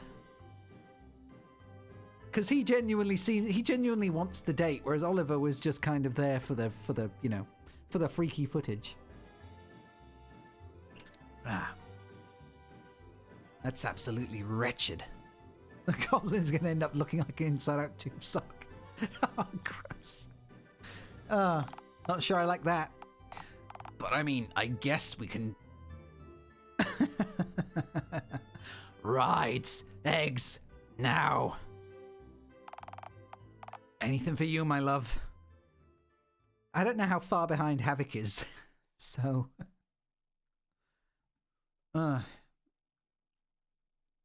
Okay, so what fun do we get up to? Wow! Radical! I wish Randy could be my dad! Could this be? I don't know why Randy would be anyone's dad. Could this feeling be love? Is this me having these thoughts? Randy's gonna be my daddy? No, wait. It's just your eggs squirming inside you. Oh, great. Love that.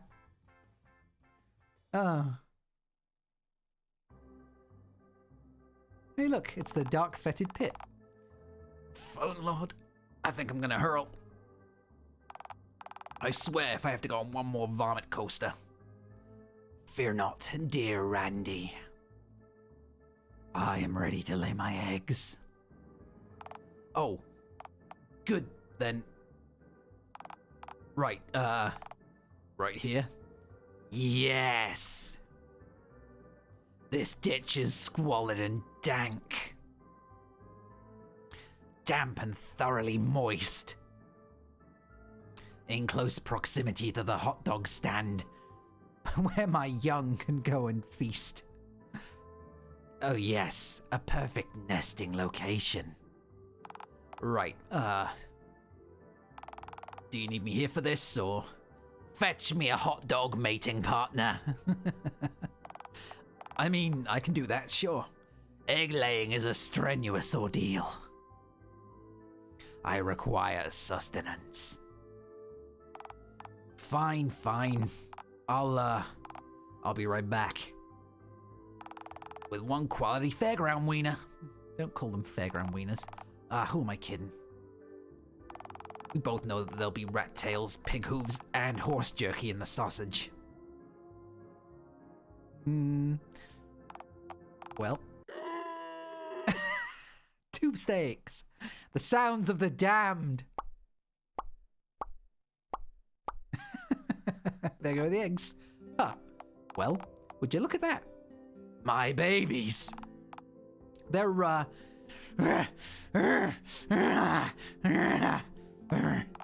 they're, beautiful.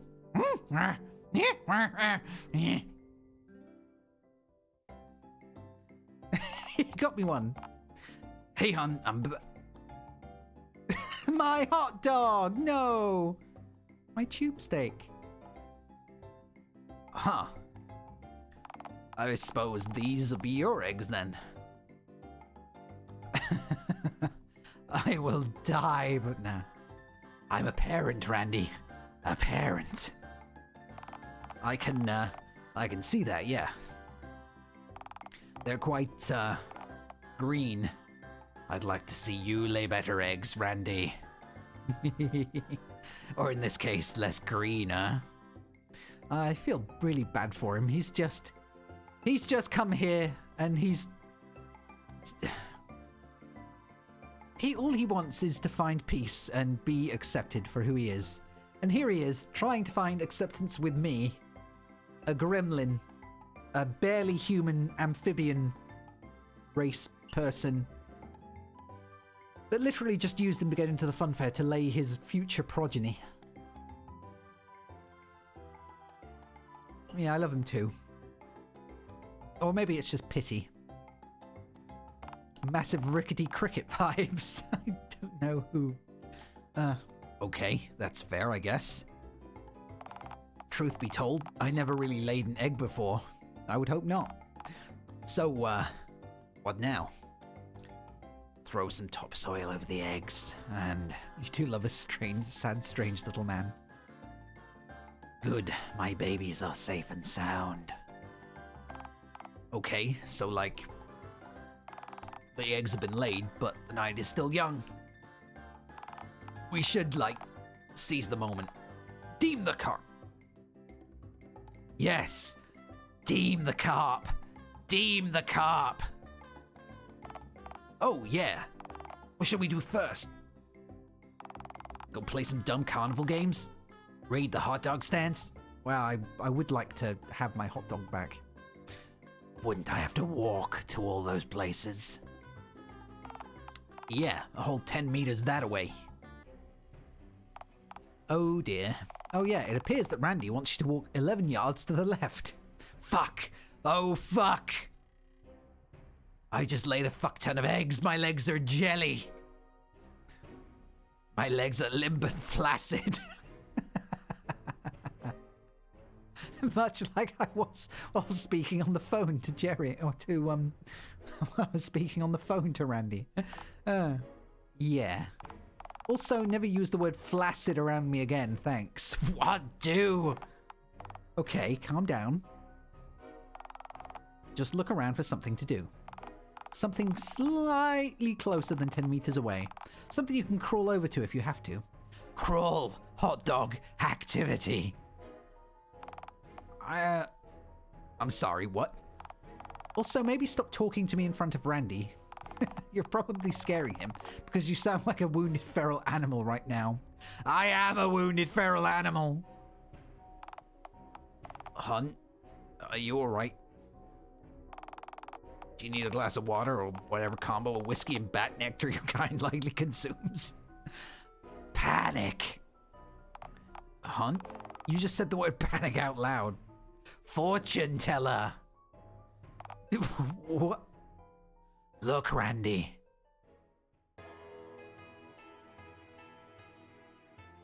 Exactly 2 easily crawlable meters that away. Madam Mediocre.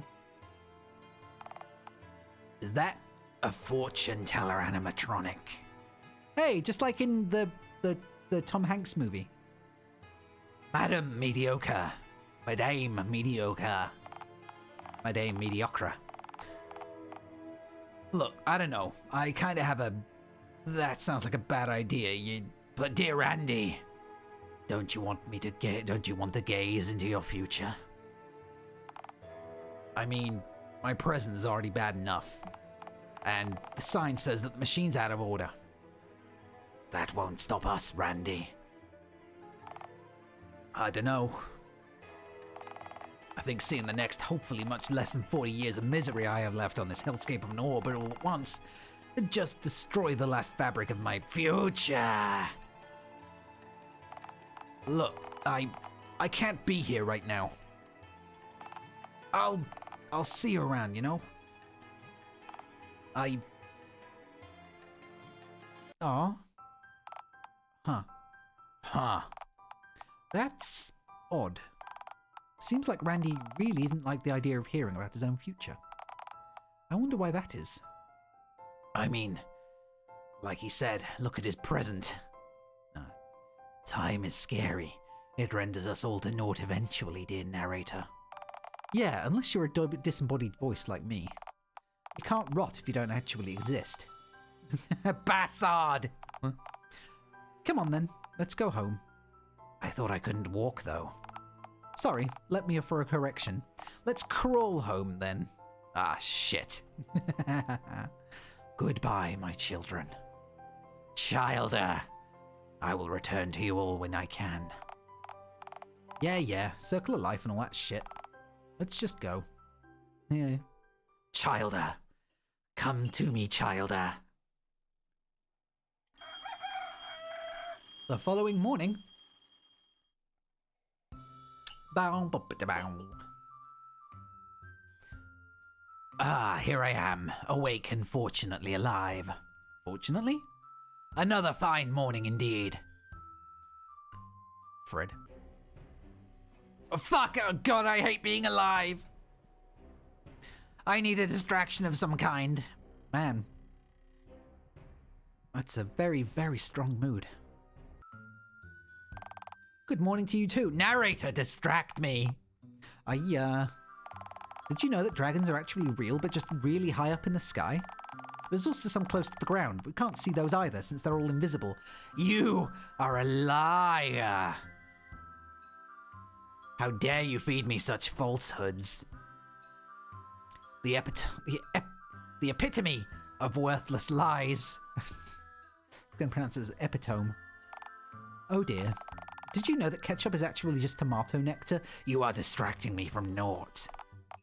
Geez, fine. Well, you could stare at your light bulb up close for a while. Try to burn your optical senses out so you don't have to see how boring your surroundings are. Capital idea. Let's see here. Have a very bright screen. There we go. God, that's a lot of flies. Sure is. Guess it'd help if you clean the place up. It's still February. I'll get started on my yearly clean later. It's not like I shit in a corner and use paper towels for tissue paper or anything. And piss in every single corner that isn't my box. You actually gonna remember to get it done this year? Without child labour, that is. Maybe. That's really a no, isn't it? Almost definitely yes. Mm-hmm. How about a change of scenery? Where would I even go? I don't know. You could go to the local bench. Would I have to sit down? Well, legally, no. But why go otherwise? I don't know, but my keister is pretty darned raw. I mean, yeah. Egg laying isn't exactly something I do daily, you know. It does not sound fun in the slightest. Fine, you know what? If you want to go to the bench and not sit down, that's fine too. Neato. I'll just stay standing and spare my buttocks then. I don't know which of these would be a worse choice. Oh, shit. I just skipped both of them. Well, isn't this serene? Bench! That's right, jerk. You fucking weirdo. But it looks like broccoli back there, probably. Very green and weirdly bushy. This isn't really engaging me, to be frank. Well, yeah. You've managed to sit down on a bench despite your excruciating anal agony, which is quite impressive, don't get me wrong, but it's not really much of an active activity. Other than not trying to look too agonized, lest passing strangers think you're taking a really strenuous dump, that is. So, what now? You could always look around, gaze at the local scenery. Anal agony. Haven't we all been there? Delightful, yes! Intestinal distress of the varying kinds. And speaking of which, too much ghost chili hot sauce the other day. Hello, trees. I actually like trees, but I hate trees.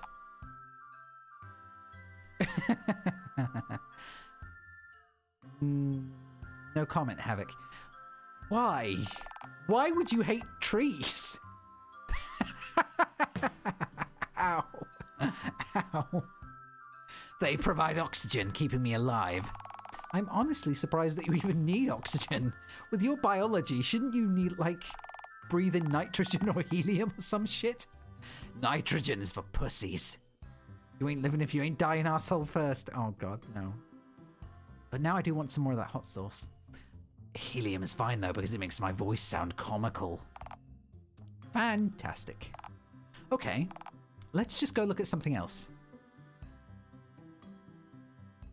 Hey, it's the swan! Behold, the mighty swan. Huh. What is that on its head? You know, it's been a long time since I've seen one of these puppies up close. I mean, they're not puppies. Get busy egg laying or get busy dying. That's my motto.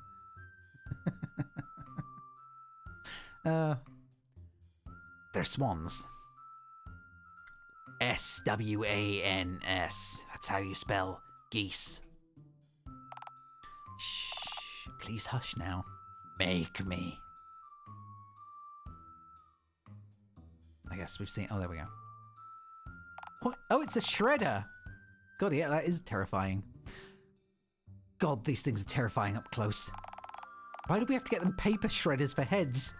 The fantasy of having office swans was a ridiculous one, all right. And a messy one. You know, it has just now occurred to me why Randy has bandages on his hands, since he has to wrangle these feathered shredder dinos on a daily basis. Randy? Who dat? The fine chap you went off with a date last night? The dude with fuckface written on his forehead? Yeah, that's the guy, all right. Wait a moment. What? You having one of those ideas again? Companionship! Uh-huh. If I find Randy, he can, like, say and do stuff to and in front of me. Like every good relationship. Which will, like, cure me of my boredom, mayhaps. Yep, that's the idea of social interaction anyway. Really? To alleviate boredom? I mean, that's true, isn't it? That's like that's what social anxiety is not a thing, not that, but you've already missed the egg laying, Satsu. But yeah, that's what human interaction is, isn't it? Social interaction. It's all for the sake of alleviating boredom. That's true. I never thought of it that way. I just thought I was like obligated to speak to people and interact with people. This whole setting is like the next step in the ABO universe. What's the ABO universe? Or maybe I'm just not thinking of... Oh, thank you, Satsu! Welcome back 2 months, again. Apparently someone gifted again. Oh yeah, I think that was smooth again. But yeah, thank you. Now, as you know, you're obligated to hang out with me here for another month. Hopefully you'll still be around when I finally install some casino games. And also my tea has gone cold because I've not... Don't tell Jack what ABO is. Well, now I'm going to have to look it up off stream. I'm going to be extremely cursed, most likely. Okay. Smooth is still keeping up what happened on day one when you first came here. Yeah, he does that. It is big time cursed. In the best way, and you know it. Well, yeah, kinda. Please refer to the handy interaction pentagon. Alleviating boredom. Okay, so... JAQK Omega confirmed. Possibly. Alleviating boredom. And bug facts are kind of tied to alleviating boredom. Violence and such is very much not social, but we all love committing some violence. It does give tax benefits, though. Or, you know, it goes up on the tax benefit scale, and we all love tax benefits. We do love giving and receiving love, I guess. But bug facts, I think, are about equal to love, which makes sense to me.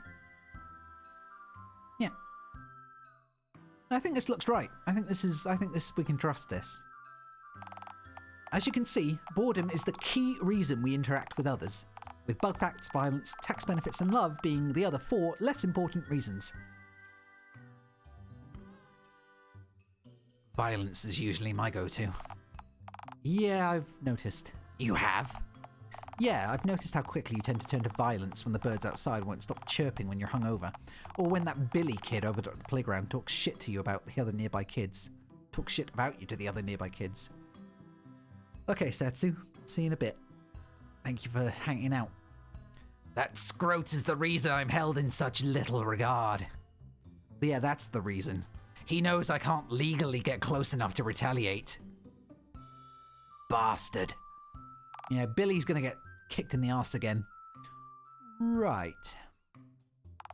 Anywho, you should find Randy then. Might end up curing your chronic boredom, you know? Where is he? Where is Randall? Well, I don't know. I have no clue where he could be right now, to be frank. You're not Frank, you're a narrator. Why not ask around? You're really bad at this. Dialtown's a big place. Where should I start? Nah. Okay, off I go then, on my merry little way. If only you could feel the contempt that I hold for you. Cryptid away! Scuttle, scuttle, scuttle. No, wait a minute. It's the sound of a scuttle on a very hard table. Okay. Poor Randy.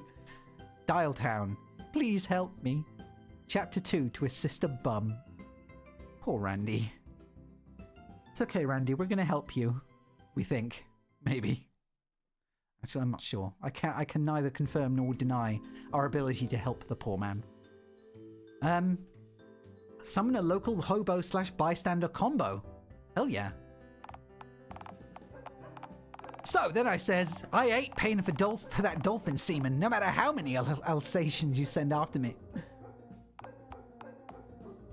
It's like the dog theme from Undertale, except crazy. Crazier. Well, look here what the cat dragged in. I swear there was context to all that.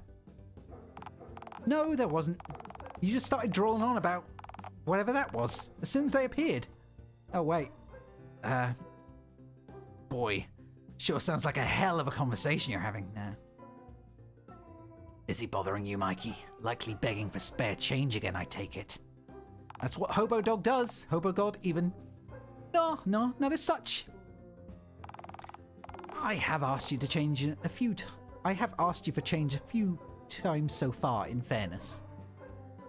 Yeah, but even with the change begging, I always enjoy having a chat with the big man upstairs. Big man? Was that a fat joke? I could smite you, you know. Probably. Firstly, you know you wouldn't do that to little old me.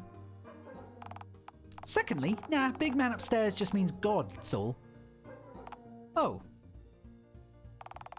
I don't care for the expression much. After all, why would a being that can fly need stairs? You could fly? Partner, I ain't never seen you fly. I wish I knew how to do a Minnesota accent, because that's all I hear from Mikey. I could probably fly if I wanted to. You'd look foul from a ground angle, though. You could really shed a few pounds. Hey, for your information, my body's already functioning at maximum efficiency. I punched you last time you ran after me and ran out of breath. Me, a cryptid, made of congealing green flesh. You may not like it, but this is what ideal hobo bod looks like. My blubber keeps me warm. I mean, that's good for winter. If your blubber keeps you warm, then why in tarnation do you sleep in soggy cardboard at night? My blubber is also coveted by predators. If you have pockets, then why would you need a wallet? Speaking of wallets, say, brother, you couldn't spare a dime, could you? No, this is grim. Poor hobo god dog. Say, partner, what you gawking at us for anyhow? You still looking for a funfair ticket? No, fortunately my oozing egg clutch have already been laid on the funfair grounds. It's true, and they were quite green. Right now I'm just bored and seeking companionship. Well then, partner, you come to the right place. We're just oozing with companionship, ain't we, God? Replace the onion in companionship with onion, and maybe I'll begrudgingly agree. No onions! I seek specific company. I want Randy Jade. Who's Randy? Randy? Who's that? Say, ain't he one of the fellas who picks up at the phone sex hotline? You would know!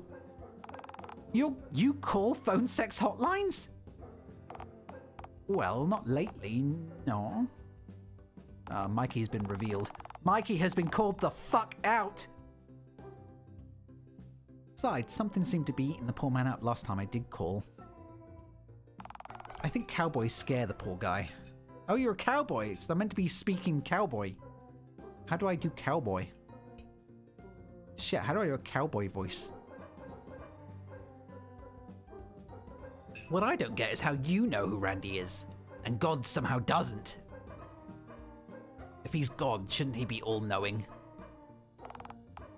In fairness, partner, he's also constantly inebriated, so that number's got to be capped at like 50% of everything at most. I do know a few goodies, though, so I'm content with the 50% of everything that I do know. Like what? Did you know that Florida's going to sink into the ocean in like 10 years' time, and anyone who tries to escape the sinking will just be dragged into the swamp water by tamed gators? I didn't know that, but I am looking forward to it now. The Four Horsemen of the Apocalypse is actually The Four Horsemen of the Apocalypse actually tamed the gators back in prehistoric times, But we didn't notice since the horseman ain't exactly walking around right now being buddy-buddy with gators and shit. Wow, that's equal parts fascinating and horrifying. Yeah, just wait till the end of the world comes. You think this world's a shit show? You should see what's coming next. I look forward to it. Anywho, partner, I'm sorry we don't know where your pal is. I'm just gonna sink back into the thingy voice. But if you have any other questions for us, we'll be tickled to answer them for you. I'm done. Laters. Alright, partner. Happy trails. Good luck, friendo. Hope you find your sexy ring bud. Don't call him that. Yours houndly, Dogman. Please don't call him that. Okay. So, where would we find Randy? Let's try the local park, because last time we laid down in the grass and got loads of syringes in our arms. Ah, the park. You could go roll around the nice spring grass, unless you mind getting a few discarded syringes stuck in your arm. No, we did that last time. So what now? No, we did that last time, and we did end up with the syringes and also other things stuck in our arms. To the nearby playground. Let's see if we can get Billy to answer a few questions for us. Ah, the playground. As long as you stay exactly 25 feet, 25 meet, perimeter, blah, blah, blah, blah, blah. So what now? We will call over one of the... Oh, measure the ground first, yes. Exactly 2505 feet away. Perfect. You know, now would be a good time to reflect on child labour laws, which is why you're no longer legally allowed to get any closer to the playground again in the first place. Shut. I refuse to learn any lessons. Rightio. So we did do this last time, but I'm thinking now... Childer! Come gather round, Childer. Hey, Billy. Little Billy, you shitlord. Child. Yeah, I'm a child. What of it? Oh, thank you, Jules. And hey. Did I drink?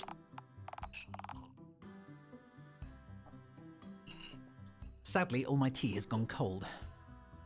But oh well. Water is water, I guess, in a way. In a manner of speaking. And also nice to see you. I hope you're doing well.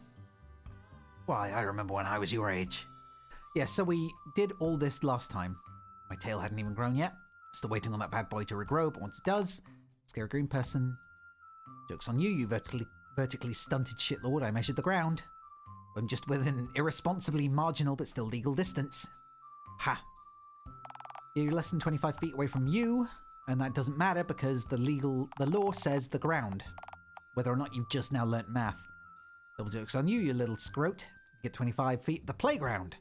Not little scrotes within its confines. Technically, you approached me. Billy is a stain on this world. Anyway. Please, I need intel. Question about the birds and the bees. Nope, his dad got really angry last time he asked for me. Shit gets nasty when birds fuck. It's not that question. What is it? You seen Randy around, kid?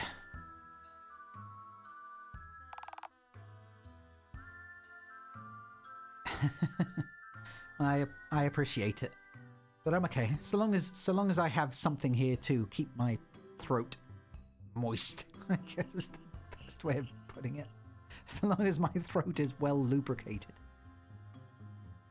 Ew. Okay. Who's Randy? This is new. You ever see a man get mauled by 6 enraged swans simultaneously?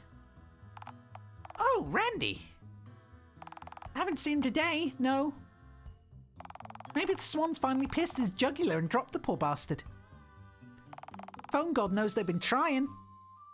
No, I need him alive, damn it. Why? I'm so fucking bored, you have no idea. Trust me. Well, have you tried bashing your head against the wall till you can't think anymore? No way, Jose, shit gremlin. Last time you suggested that, I tried it and tasted pain for the whole day. Hey, maybe that was what turned me into a gremlin. Then my exo-skull fell off. Oh, wow. Here we go. We've got more lore. His exo-skull. See, you probably didn't need one of those exo-skulls anyway. I can see the blood flowing under the skin of my head at all times now. Good. Helps you keep that thing automatically now. See? No, say it. No, scream it again. Screw you, Billy! But yeah, so now we know. Or at least, so maybe that's why my head has been replaced with a weird stitched together amalgamation of flesh and or leathers. It's because the first time he suggested it, I banged my head so hard it fell off. Or the skin and fleshy outer side fell off. What sort of thing? Which way my blood is going, or is that there is blood in my body? Sure, why not?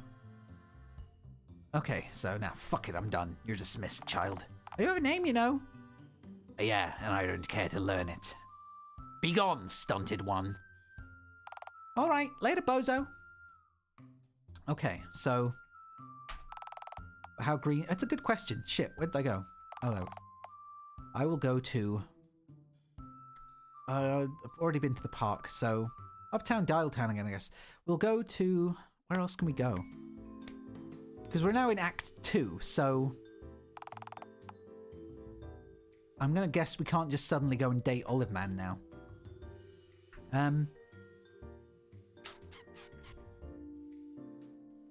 Let's go to the local bank anyway. You gave him a kind of fitting annoying kid voice. I'm trying. I try my best. Carrot, yep. Ring for a teller. Here we go. Ring. Hello. Welcome to the Dialtown City Bank. My name is Karen Dunn, and... You're green! That's right. Hello. Nice to meet you. I was a gremlin to her last time, so I'm not going to be a gremlin this time. Yeah, apologies if this comes off as rude, but were you born like that? Don't judge me, lady. Okay, sorry, that probably was a rude question to ask you. But were you? Born is a really nice way of putting it. Sounds far more elegant than hatched or crawled out of that gutter over there. Or, oh Lord, contain it before it lays eggs, which is too late anyway. I have lain. Right, yes. Okay, thank you for clearing that up. Now, were you hoping to make a transaction then, or...? Have you seen Randy around? Who? You know. You know Randy. If you've ever dialed the phone sex hotline. I do not. Drat, I thought incorrectly saying that you did would be worth a try. That's not how information works. Don't you dare speak logic to me. You know, I wouldn't be able to tell you if we did have a customer by that name, due to cashier money launderer confidentiality. It's the first time I've heard of that. But I don't think it prevents me from confirming that we don't have a customer by that name. But wait, if you did that for every customer, I could just use the vagueness of your response to tell when you do have a... Okay.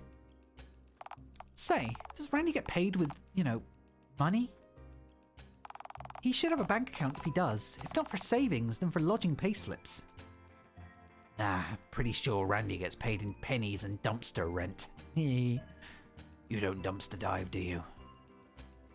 I do not, no. Okay, rats. Yeah, never mind. You've likely never met the guy. He does seem like the dumpster diving type. You know, from the dumpster smell he gives off constantly. Much like me. Though for your information, I've never set foot in a dumpster. Is there anything else you could help with? You need help with?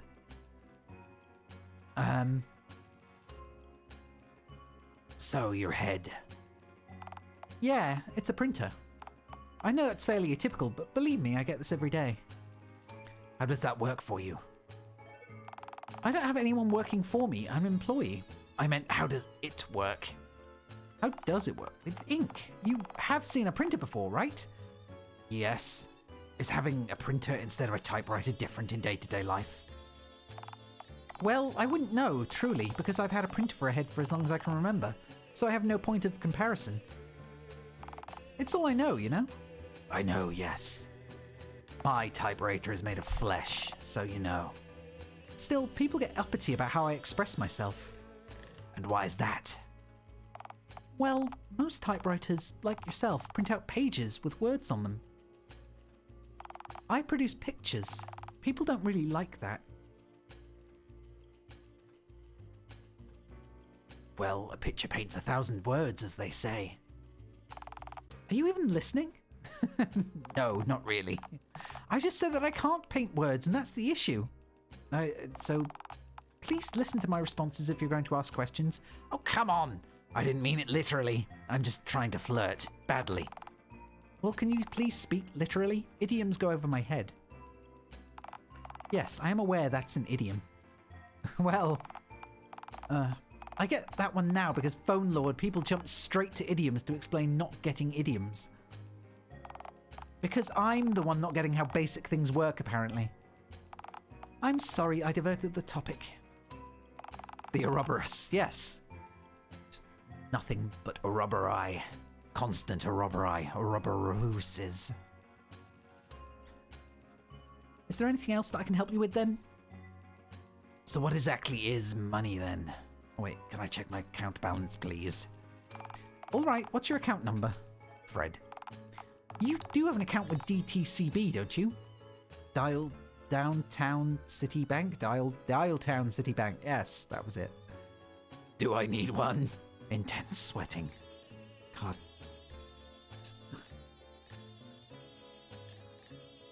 To check your account balance with us, yes, you must certainly do. Fred.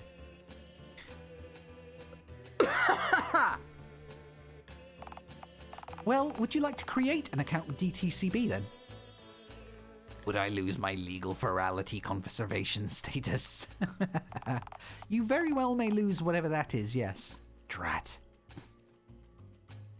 Alright, go on then. Make me an account anyway. Alright then. Let's see what kind of account you're eligible for. I want to see what kind of account I'm eligible for. I want to know.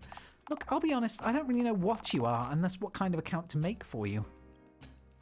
You look adult-sized. Relatively adult-shaped. How old are you then? Sadly, I am immortal. I will never taste the sweet embrace of death. And God knows I long for it. I think I might be like ageless. I need an age. I don't know then. 80, 40, anywhere between those two. Maybe younger, maybe older. Put 40 down if the bank thinks I'm having a middle life crisis. They might give me some instant gratification sports car Mueller. Then they can just die. I can just die before they can ask for it back.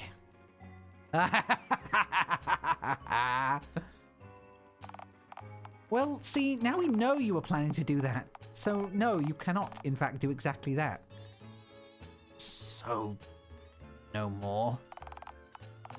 Panda will always be green, disgusting, mush-head creature. That's true. It's what I was before and what I will remain after and what I forever will be. It's just disgusting. I have unticked the midlife crisis box, yes. Aww. What's the point? What's even the point now? Maybe I can make a student account for you. Are you studying anything at the moment? Gravel. No, wait. Politics. My favorite. No, that's not. Aha! I've got it. I know. Gravel. Actually, scratch that, lest any other cryptids catch wind of this. I don't want them to think I'm not a master of gravel. I'd lose street cred, or in their case, bridge cred. I know many cryptids that live under bridges. I am quite buddy-buddy with Slenderman. And also Mothman. He's pretty cool. Okay, yeah, let's acknowledge none of that and instead descend further into the abyss that is you. You heard it here first. I am now an abyss. No light escapes me. No hope escapes me. Nothing escapes me. You won't escape me. Ever. See, the mayor really wants us to start doing animal accounts for some bizarre reason. But as you can imagine, other than a very polite Shiba Inu with a rather fetching stick, no animals really seem interested in depositing anything of value in our bank. So, about the 6 nipples thing, you an animal? Last I checked, I'm legally more akin to a Sasquatch. Cryptid account. Okay, no, see, that information makes this whole process much easier. Oh yay! I'll file your account type under the cryptids, clowns, and other assorted weirdos heading. Hey! We're in! Yay! We've done it, guys! Yay! Okay. That's why you want to know about sexy Bigfoot, exactly.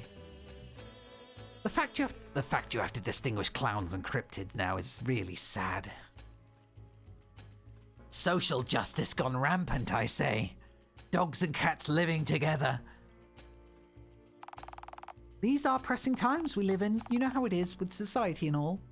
We do live in a society, yes. She said the thing.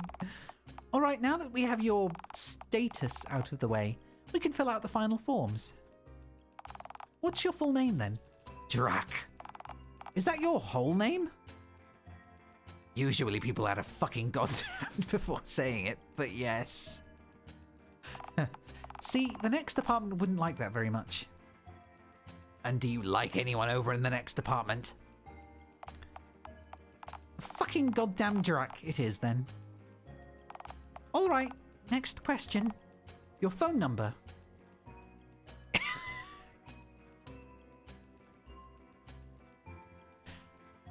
Head. Your typewriter head. Typewriters can't take phone calls, sir. Ah, shit. It was worth a try, I guess. Tell me, does your bank use smoke signals? No. Telegram. What is this? 1840? Carrier pigeon? We do, and I hate that you somehow predicted that correctly. I was just swinging. I was just, seeing whatever would work. That wasn't a guess, it was just throwing stuff out there. My next guess was like sentient blender, but... Well, pigeons have mailboxes for heads now. Might as well use them. Oh, no. Well, pigeons have mailboxes for heads now. Might as well use them. Well, we still need somewhere to send the pigeons, So, what's your postal address then? Tent. Right, good. Fred. Double Fred. We need more than one line for the address. Oh, silly me, it's in the park. Wait, no, can't have Wall Street knowing where to find my nectars. My valuable, delicious nectars. Excreted exclusively from me. I'm sorry, what? The woods. So, your address is Tent the Woods. Yeah, it is. Have a problem with that? Me? Nah, not as such, but the next department might. You'll have to be much more specific. So, the woods doesn't fly as an address. But wait, didn't you imply that Bigfoot was a client of yours, though? No, see, DTCB has a policy of bank customer confidentiality under Dialtown's new data protection laws, so he has been here. I know it. Maybe I can... His musk lingers in the air. You know he lives in the woods, admit it. Look, even if Mr. Squatch... Mister, you know he's real. We're onto it. We found Bigfoot. Look, Nope. I am not losing this job for Bigfoot's confidentiality. Look, you don't qualify for a bank account and you likely don't have much to put in it anyway. Yeah, no, Smooth's gonna be having a field day. I would consider half a turnip a lot of money.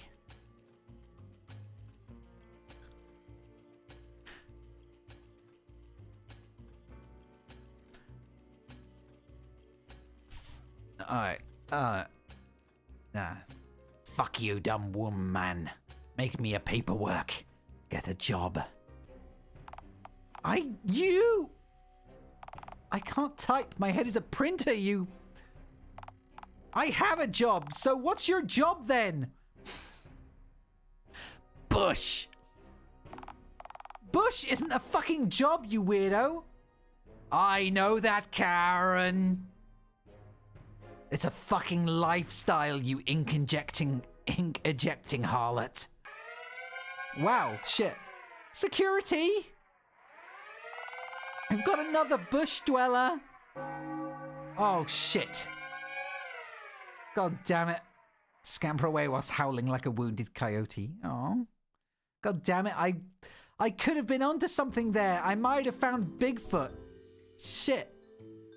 I might have found Bigfoot. I might have dated her. God damn it. Fuck. Well, now I'm sad. I didn't want to beat Bigfoot. I just wanted to find him. Maybe smell him a little, you know? Gotta get some of that sweet, sweet Bigfoot musk, I guess. Let's try downtown Dialtown again. I would have thought maybe I could just go to the park and find him there, because it's his day job. Nearby passerby. Hello? Hello, hello? Oh, hey there. What are you leaning on? Who you? Identify yourself. Oh, I'm leaning on imaginary walls. You can call me Harry if you like. Sorry, is there anything specific that I can help you out with? I'm running late for work, and if I'm in the door even a moment after noon, Mr. Kennedy will have my hide for brunch, which he eats at the ripe hour of 5 p.m. That's a very late time for brunch.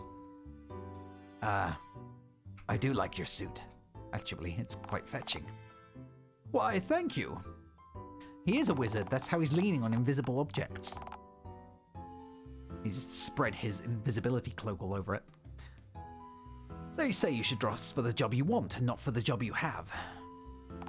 That being said, the person who came up with that saying probably never had to clean scuttler nectar out of the fibers of their clothes. Scuttler nectar.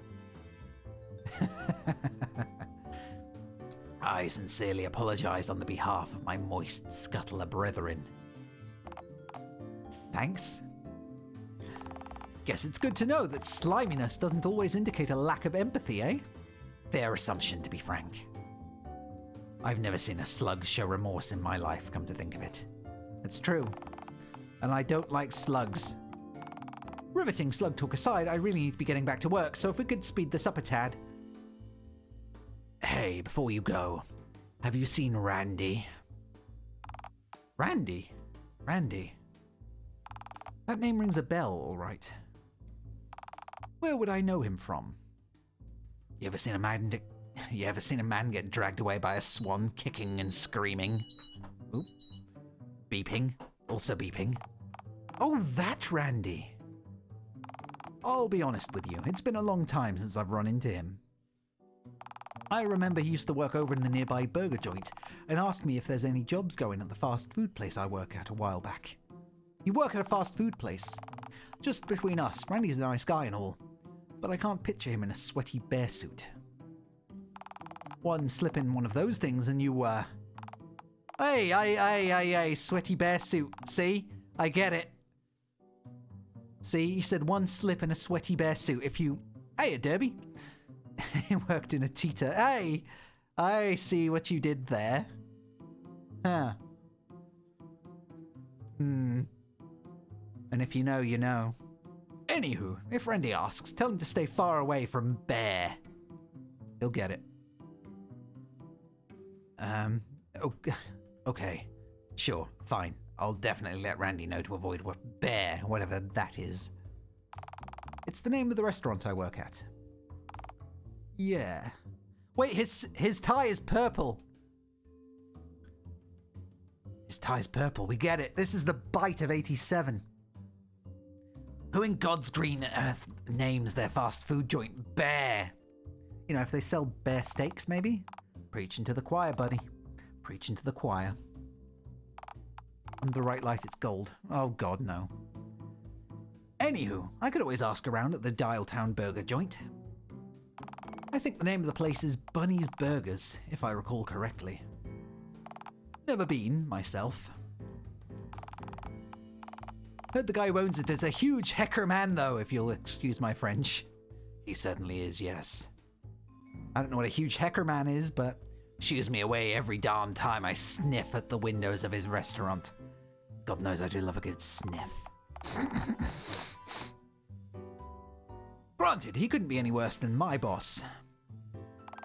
You ever smell a rotting body before? Oh, God.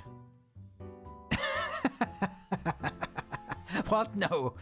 Is this... Are you trying to incriminate me?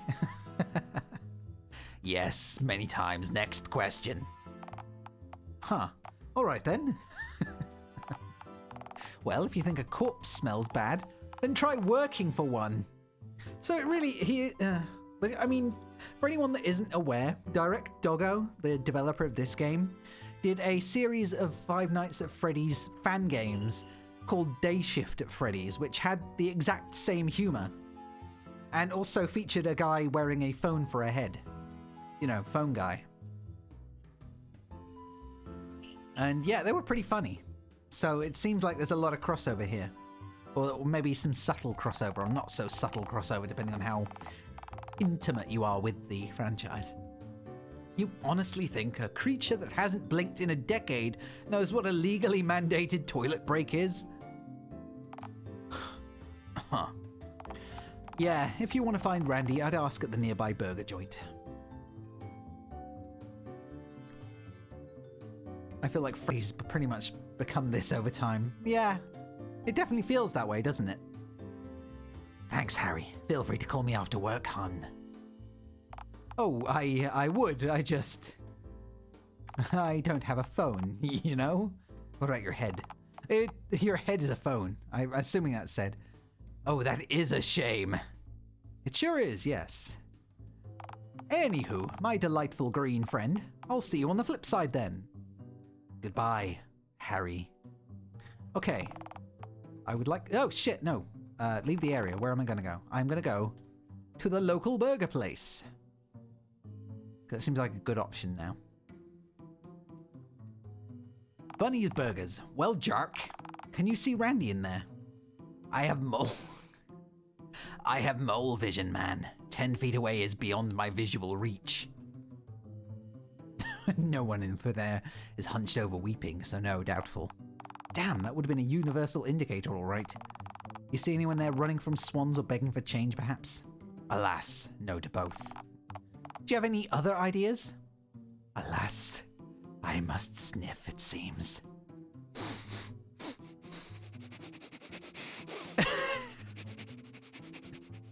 It did it for me. Hey, you! We've spoken about this, you literal cryptid.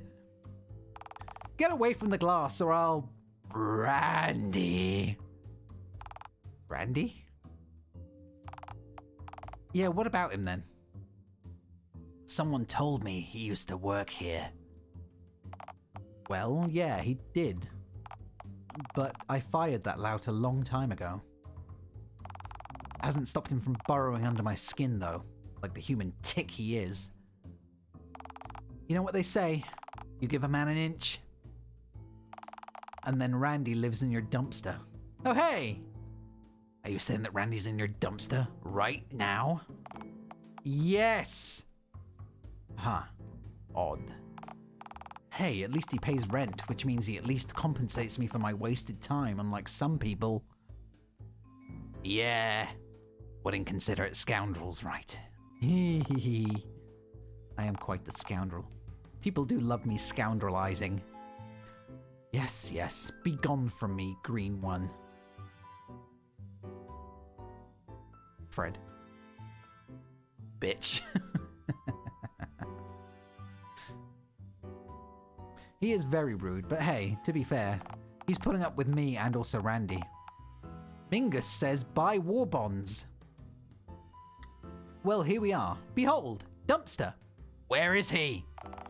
Call out to him, JAQK. Call out to your loved phone stigmata friend. Use your voice. My voice is a death knell. Randall, I summon thee. Hey, hold on a moment. I'm coming. Please don't leave unless you're an angry taxman, in which case, please do. I have candy. And hey, Commander. Hun, it's me. It's JAQK. Oh, phone lord. Definitely don't go anywhere. Hold on. Hey, hun.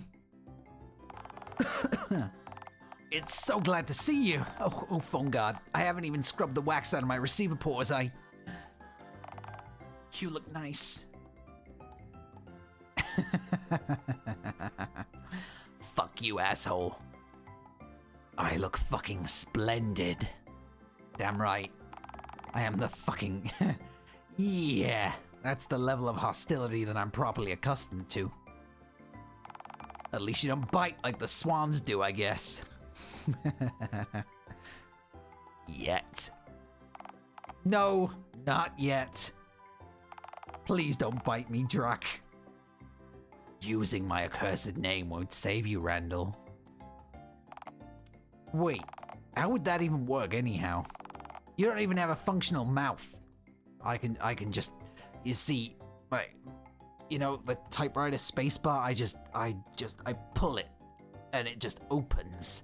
I can jam both hands under the spacebar and just spread my mouth apart and just tear it up like some hideous flesh mask. It's pretty much the way. Who says mouths are the only holes that can have teeth? Oh god. Vagina dentata. Thank you, Stings, for the brain damage. If people haven't already got enough brain damage from this. My rage knows no bounds. Physics can't stop my trail of anarchy. It's Dialtown, the phone dating sim. You're an awfully intense person. You know it, bitch. If there's one thing I am, it's intense. Get it? You get it? Do you get it? Because I live in a tent. I live in a tent like a scoundrel, you see.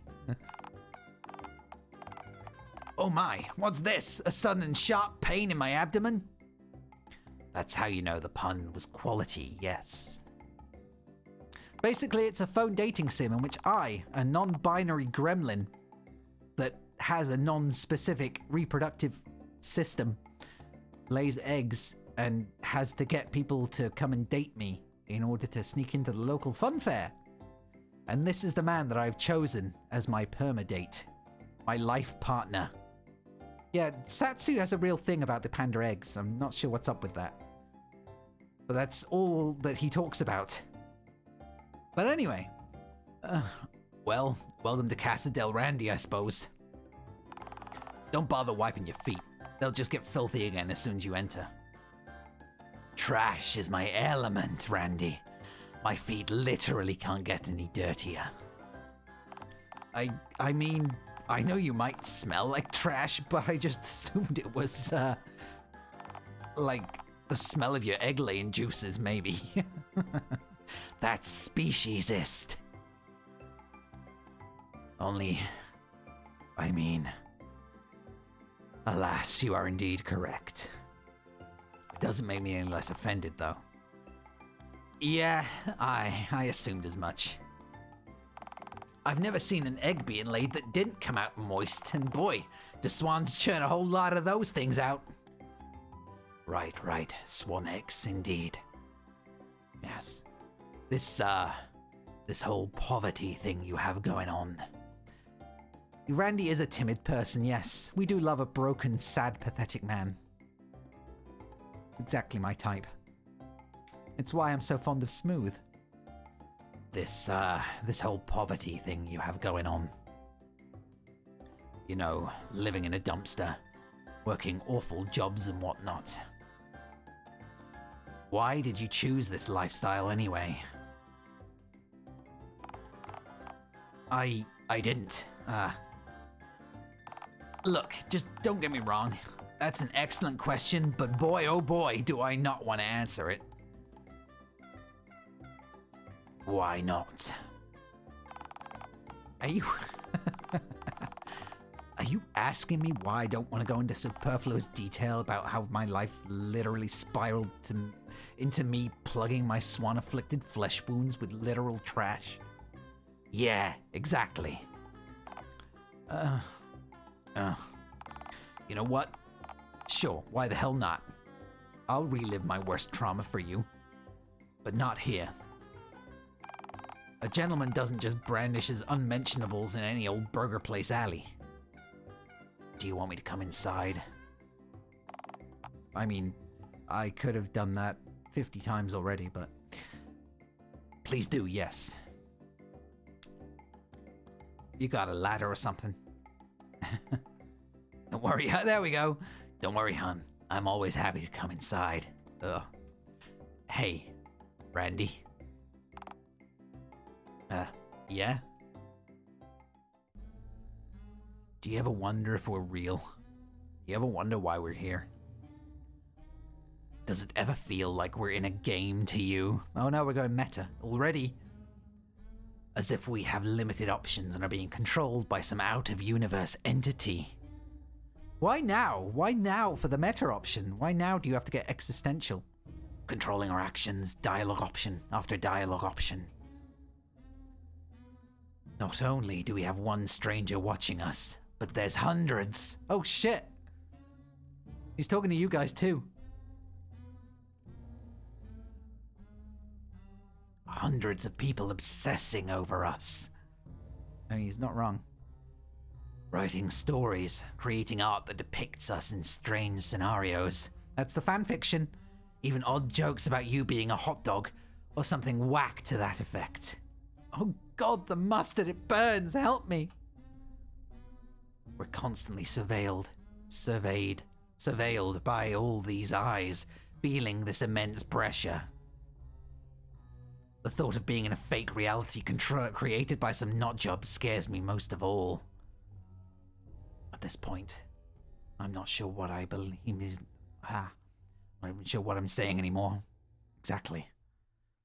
Took me 2 tries to get that out. Maybe I'm just overthinking it. Do you ever think about all that, Randy? No. Of course you don't, so you need a brain to do that. Bitch. Shall we just end at my yes, let's... Yes. It's over now, Randy. It's fine. We're in here. Well, here we are. Place looks, a little nicer from the outside, doesn't it? That's not saying much, Randy. You really are a jerk to them. Yes, I know. I am a jerk to everyone. I'm bad at comparing shitty things, Randy. Ouch. You know I'm right. You know. Okay, fair enough. You are correct. This place is pretty crummy, I admit it. The outside probably just looks better for me because half the time I see the outside, I'm leaving home to go someplace nicer. Like work, which is, come to think of it, really no nicer than here. Between being here or being mauled by swans, I'd blow my brains out. That sounds about right. I mean, I don't even need, I'll just do it anyway. Even if I had other options. Password omelette.exe. Huh. Keep that in mind, guys. Write it down. Password is omelette.exe. And maybe put password in as well. P55WRD : space omelette.exe. Remember that. That's encouraging. Still, gonna jot that suggestion down for later, though. Oh, Randy. Is your pen just in case? Omelette out of, no, not out of my eggs. Don't. Although now that I told him not to make omelette out of my eggs, I am suspicious. So, about that tragic backstory of yours.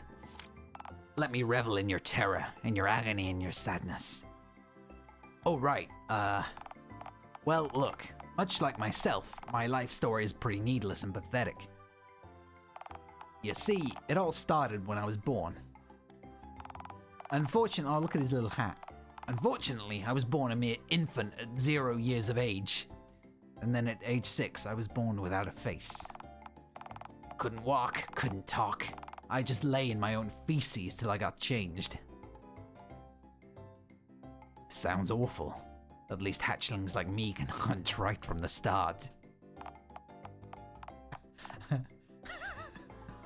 Oh, I see. What did baby you eat for nourishment? What didn't I eat? Yep, exactly. Mostly centipedes. And I didn't just eat for nourishment either. I'm glad someone else can appreciate Gang Grumps. Hunting him was both mandatory activity and a sport for little old me. Oh, the memories. Yeah, guess I can write centipede off the list of species that you may or may not be a part of. Wait, I just presume that you aren't capable of cannibalism. Oh no, I'll eat just about anyone or anything for the right price. But my sadly finite number of legs kind of shatters that theory. For what it's worth, I'm glad you're not a centipede.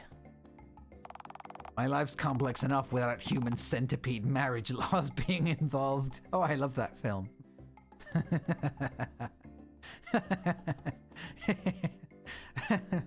The set design and character narrative was amazing. 10 out of 10. It was practically the Citizen Kane of bad movies. Weren't you telling me about your dreadful life? Oh, right. Well, you know, I've largely lived a perfectly adequate life. Mostly. Perfectly adequate, bordering on mediocre, that is. I mean, I love a mediocre life. I live one. I had an admittedly rather lousy apartment. Worked full-time at that burger place whose dumpster we're squatting in right now. Then, one day, I decided to do something I'd rarely done before. I decided to try something new.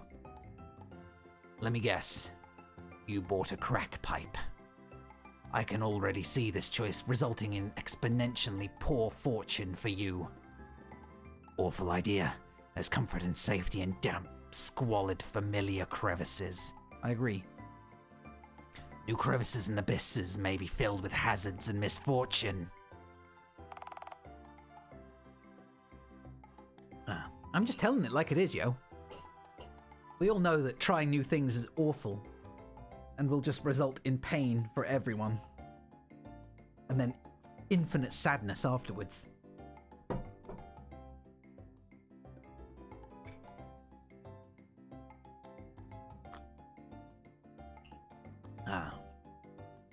Okay. You're telling me... Sorry, let me continue. I decided to go to the funfair, the same one that you and I visited on our first date. And not our only date. You mean our only date? Oh, interesting.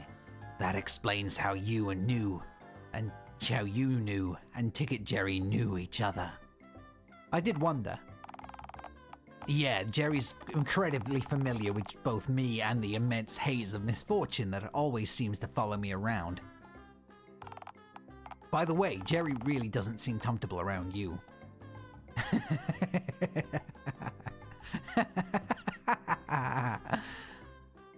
Don't worry. It's probably just because of my constant unsolicited flirting and sexual magnetism. Wait, you flirt with Jerry?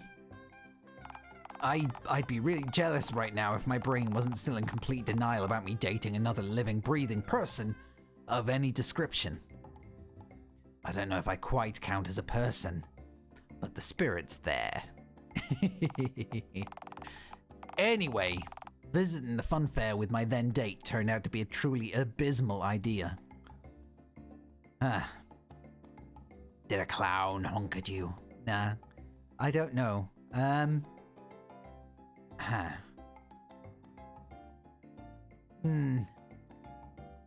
You got food poisoning from a fairground wiener, didn't you? You know what? With how spontaneously I soiled myself afterwards, I probably did. Wow, disgraceful. Sorry, continue. It's okay. I literally shit in a corner of my tent. And don't wipe afterwards, from what I remember last time. Well, after realizing that I was too much of a shameless coward for any ride that moved faster than the hot dog stand, which was stationary, I realized that my date was getting really bored with my crippling cowardice. As I desperately gazed around the nearby vicinity for an attraction, any attraction that I was brave enough to go on, I noticed something off the not-so-distant distance. An old fortune teller animatronic inside a tacky purple pine and glass case, cast aside in a barely lit corner of the fun fair, far away from the other attractions. Ah, here we go. This is starting to make sense now. I feel like I'm about to find out why you bailed at the end of our date. And he did. He bailed quick. Like I laid eggs or something. Oh, wait. Yeah, the thing is, the thing looked half deserted, and you know what? It probably was, being a tacky animatronic shoved into a barren corner of the fun fair. From what I could see, only spiders and molds seemed to take much notice of the machine. Which is saying something. Because, I mean, mold just grows anywhere. But even the name of the machine fits its appearance. Madam Mediocre. I felt drawn to it, as if the machine and I were somehow kindred? Oh, yeah, I mean, that makes sense. We're all kind of mediocre in our own way. Anywho, deciding to approach that thing ended up being a train wreck and a half. Did the machine fall on your foot or something? No, Did it steal your date? Not literally, no. Then what happened? Tell me, Randy. I was getting to that part. I crept over to the old machine and carefully slipped a quarter into its coin slot. My last quarter. The last one I'd ever have. And just like that, the machine sprang to life, lights and all. Then a hazy pre-recorded voice emanated from the small speaker embedded in the mannequin's torso. Place your hands above my glass, and I shall read your aura and gaze upon your future. I was terrified, admittedly. I mean, I already had a real live woman next to me as is, and it might as well have been a triple date at that point. Aw, look at the blushing phone. Blushing. I like that, actually. It's the first time Randy actually looked relatively cute. I can actually take him seriously. My date reassured me, and I slowly outstretched both of my hands to place them against the murky old glass of the machine. The moment my palms so much as brushed the surface of the glass, the machine started screaming at me as if I'd just set off an air raid siren. The same words over and over again at a deafening volume. Your future is forfeit. You will die alone and miserable. Go fuck yourself. Man, over and over and over again. Huh. So that whole thing can tell the future then. My poor baby. Wait for it. It gets worse. Not gonna lie, what followed wasn't exactly my finest hour. And phone God forbid my tortured, shriveled gonads actually managed to spew out any kids. I don't want them remembering me for this after I'm gone. Wow. I mean, at least now I know that we won't be having any kids of our own. Unless you count the eggs I laid. What did you do? Well, my fight or flight response kicked in. I screamed like a prepubescent girl and throttled the machine. And then the machine fell on your foot. Gonna assume. Why do you keep insisting that the machine fell onto my foot? So you're saying it definitely didn't? In a way, I guess it did. In a metaphysical, figurative sense, the machine fell straight on top of me. Whole body. Okay, yep, that's the kicker. Fair enough. I see where it all went wrong now. The machine kept wailing for the entire ordeal while I was pinned under it. It took 4 men to lift the machine off me. I was pretty banged up, but hey, I noticed that my head was just about in one piece, meaning I was still very much alive. Sadly. Unfortunate, that. Yep. You know what? At this point, I'm inclined to agree. I stumbled around, admittedly having a pretty gnarly concussion. My date asked if I was okay, and I, kinda stumbled hands first and grabbed her. Mammary melons. I see. Which she responded to by screaming and pushing me, causing me to fall backwards, hitting my already damaged head on a nearby rock, which caused my entire head to be cleaved in twain and my circuits and wires to spill out. Hey! You spilled your disgusting your disgusting cranium innards all over the place? Did you really? How could it have gotten any worse? Because it honestly doesn't seem like it did. I think we've gotten to a point now where things have just reached their absolute climax, and not in the good way. God, how embarrassing. I woke up in the emergency room a few days later. Apparently the doctors just about managed to patch me up with some considerable difficulty. Oh? Do tell. Well, the blunt trauma of the impact kinda dented and broke most of my internables. My brains and whatnot, you know. Yeah, it's the scientific term, I know. I'm educated. I know about the brain internal mentionable, the things in the skull. The docs were able to just about get everything back in one piece, but really struggled to fit the misshapen parts back into my head. They're just kinda in there now. You know. The main surgeon bandaged my head back up and chatted to me while applying the bandage. Mentioned in passing that due to the difficulty of getting all the bits of brain, skull, broken glass, and phone pieces back into my head, that if I took the bandage off for even a second... Kaboom! Why? Oh my god. The doctor put dynamite in your head? No. He meant that my head had exploded on its own. You know, popped like a gigantic oozing pimple. So that's why you're wearing the bandage right now. Hot. Stop this! So why does the bandage have fuck face written across it then? I don't know, it does sound pretty hot. Everyone knows how much I'm into exploding, I guess. I think that's a kink. Everyone knows Nokias are invincible. That's true, they do. I mean, not invisible, but invincible, yes. Oh, right, that. So, basically, while Doc put the finishing touches on the bandages, I was telling them about my evening, from my mediocre date to the machine falling on me. And the Doc laughed and stated that it was quite a small world because his daughter had been on the date at the same funfair on the same night as the accident. And that her date had also been crushed by a fortune-telling machine before groping her, falling backwards, and then...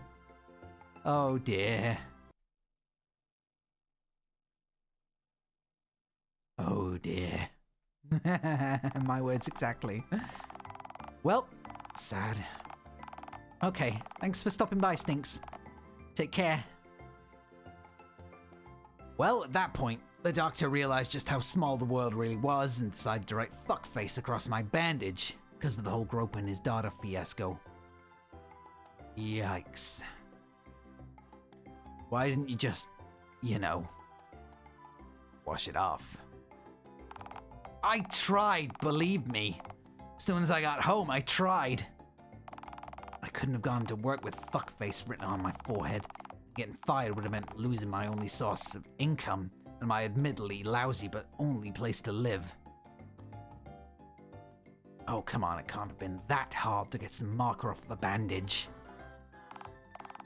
It's deep in the fibers. I tried water, soapy water, bleach, drain cleaner. That doesn't sound good with an open wound behind you. I would have just drank the drain cleaner, admittedly. Sorry, continue. This is your sad times, not mine. Well, I must have passed out from the drain cleaner fumes because I turned up for my shift at the burger joint 3 days late, high as a kite, and holding a possum in my arms. I do like possums. Needless to say, Bunny fired me on the spot. Yeah, that'll do it all right. So, then I ended up losing the apartment, and, I lost my job, lost my apartment, and lost my self-respect and my hope for a better future, but I gained a possum. Please tell me you kept the possum. Makes for good food. I didn't so much as keep it as it just kind of followed me home. I think it believes that I'm its mother. Oh, it loves you. Yeah. It keeps screaming at its own ass. It just keeps screaming. It knows no love, only screaming. That sounds like possums, all right. Hey, there he is right now. He's adorable. How to play possum. Living in squalor. How to make a trash nest presentable. Screaming at your own ass. A truly engaging pastime. Story diversions. How to break up narrative. Monotony with miscellaneous cutaway. He's flea-ridden. You're just jealous. What? His fleas? How much I care about him. I'm not. I mean, you just met him. And I'd die for him, Randy. I would. Truly. Look, possum antics aside, I've been renting this dumpster from my old boss since it's technically the cheapest property in town. And I still barely make enough to pay that hungry bastard's gougy rent, with how much money I lose from getting mugged by hostile birds and losing tips by depressing the weirdo customers who call the phone sex hotline. Hey, speaking of which, I can't stand for this anymore. This place is depressing enough as it is, and I'm wondering, reliving why I'm here has just made me realize that this rate, I'm just gonna die in here, cuddling a discarded body pillow in a Randy-made nest comprised solely of used syringes and old newspapers.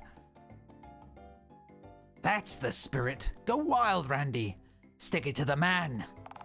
Yeah, who knows? Maybe it'll finally kill me. Wouldn't that be sweet release? Yeah. I know. Tell me about it. I need to get out of here. I want to see the world. Okay, scratch that. This world is scary and hostile and I'm made out of paper and other such fragile things. Oh man. I need to go somewhere that isn't here. Hang on just a second. How long have we been talking for? I'm late for work, aren't I? Oh no, oh god, no. Wow. That's pretty cringe, bro. It is. Cringe? I could lose my dumpster. It's all I have left. Oh, phone guard, there's somehow a place even lower for me to sink to. I can't go back to the streets, man. I reek of desperation. That you do. Actual alpha male thugs will smell my whimpering cowardice and instantly attempt to mug me. And when they realize I have nothing left to take, they'll take their frustration out by taking turns hitting me over the head with garbage can lids. That's very specific. Worry not, I'll protect you from them, hun. Actually, it does sound like... it does sound kind of fun, though. But I should... he's just over it. I'm sure he'll be fine, you know? He's just worst. Yeah, I think so. There are other things to fear. I don't know what I'm gonna do if I lose this job. I need to get to work. I'm sorry I have to ditch you like this. You deserve better. I do deserve better, you're right. You've been nicer to me than anyone else so far, and I have no idea why.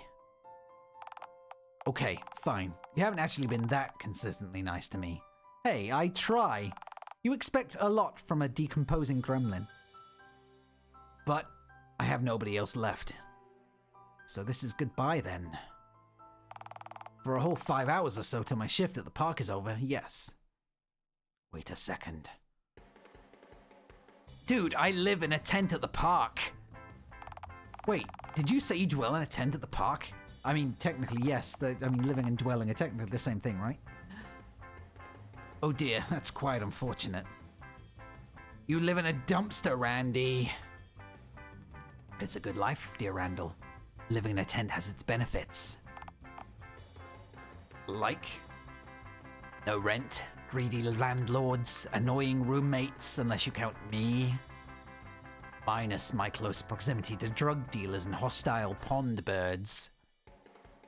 It's not a bad gig. Yeah, no thank you. As awful as this dumpster is, if I had to spend another second at that park than necessary, I'd just end up ripping this damn bandage off. Right. But then you wouldn't have fuckface on your forehead anymore. Yeah, and my brains would spill out. But then you wouldn't be a fuckface anymore either. It's the best part of you. I'll just quickly jot that suggestion down too. But I mean, my point was you're heading towards where I live. So we're actually going the exact same way, Randy. Why not make this a date? Yeah. You know it. We both want it. We want each other, Randy. Oh, wowie. I've never been asked out on a second date before. And I'd be willing to lose a cutesy, lovable bum like you. Well, it's obviously not a date. I'm just really bored. And why wouldn't I? I mean, I did enjoy the last one, you know. Hey, Jen, you're spidering it up. How you doing? You did? You did? I mean, heck yeah, we did. Yeah, we did. I am not botching this. A second date, Finally, something to cross off my bucket list, right between pet a smooth rock and die somewhere other than inside a fast food place toilet stall. That's oddly specific. He is nice in a funny way. I like him. I feel bad for him, but I like him. Or maybe I just feel pity for him. I don't know. It's a very fine line between like and pity, I think. Maybe. A romantic like and pity. Anyway, we can work on the rest of this list later. Yeah, that sounds good. Well then, let's waste no time. After you, my sweet. Hell yeah. Just watch your step. The moisture trash can get quite slippery. Nice. I do love me some moist trash. I won't name who the moist trash is in this situation, but you can all guess. Alright, just 15 more minutes of walking and... Excuse me. It's only 15 more minutes till we hit the 15 minutes.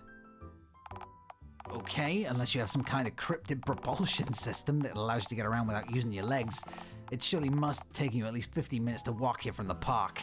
Subway. You took the subway here?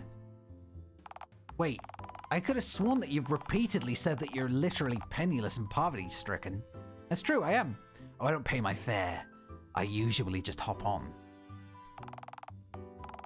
My skin is moist enough for both myself and Randy. That's true. I just ooze whatever this stuff is. I don't know. I don't want to say it's sweat, but it's something. It's slippery. And nobody hassles you or asks to see your ticket? Nope. People usually just look the other way. Literally, people hate looking at me. I'm literally green, man. People leave me well enough alone. Huh. If you're with me, no ticket dudes are gonna bother you. It's true. Besides, I never see any staff down there. The subway is a depressing and dark place. The whole subway's falling apart down there. It's lawless. You know what? Why the heck not? Not like I got anything to lose. I'll take the risk to spend time with my dear and loving companion. After all, what could possibly go wrong? Oh, shit. Your wallet, bozo. Hand it over. Your dumb phone face gets it. Why did I trust you? You lay eggs. Hey, no need to be rude. Just because you're getting mugged doesn't mean you get to pout. Oh, God, why do I keep doing this? Why do I keep learning to hide in your shell for as much of your life as you can, like a hermit crab lesson, and then sporadically keep unlearning it just to make my own life even worse? You're an idiot, Randy. This was your idea. You suggested this. Yeah, but such idiocy is expected of me. When you partake in such Neanderthalacy, it's as surprising as it is hilarious. Hey, am I fucking invisible? The wallet, bozo. Or I'll start a stabbing. I'll use my... But you're holding a gun. You can't... My head. You will learn what it's like to be stabbed with a gun if you don't hand that wallet over. So help me, phone guard. Oh God, sir. I don't even have a wallet. Wait, you don't have a wallet? Bullshit. Everyone's got one. Have you seen me? Where do you think I hold it? My asshole? So, what do you carry your money around in then? I only have change. I don't... Then hand it over. Everyone's getting the same voice now. I don't care if it's a mere pittance. I demand monetary compensation for this so far fruitless endeavor. JAQK. This is the only money I have left. Should I... Oh God, what the hell do I say? What do I say? Randy's gonna get turned to fucking syrup. Well, there couldn't be more than 150 in his pockets. It's not worth risking your life for 150. Fuck that. Gonna save here. Save here and then let it all... see how it all unfolds. There couldn't be more than 150 in his pockets. But it's all he has. It's nothing. Neither is Randy's life, in fairness. Nothing for nothing seems like a fair trade. But then again, I do like him. Is Randy just going to take everything sitting down forever? Randy being Randy. Yeah, he probably is. Until something comes along that kills him, even after he fully cooperates, that is. Oh God! Why? What should I... A route diverging choice.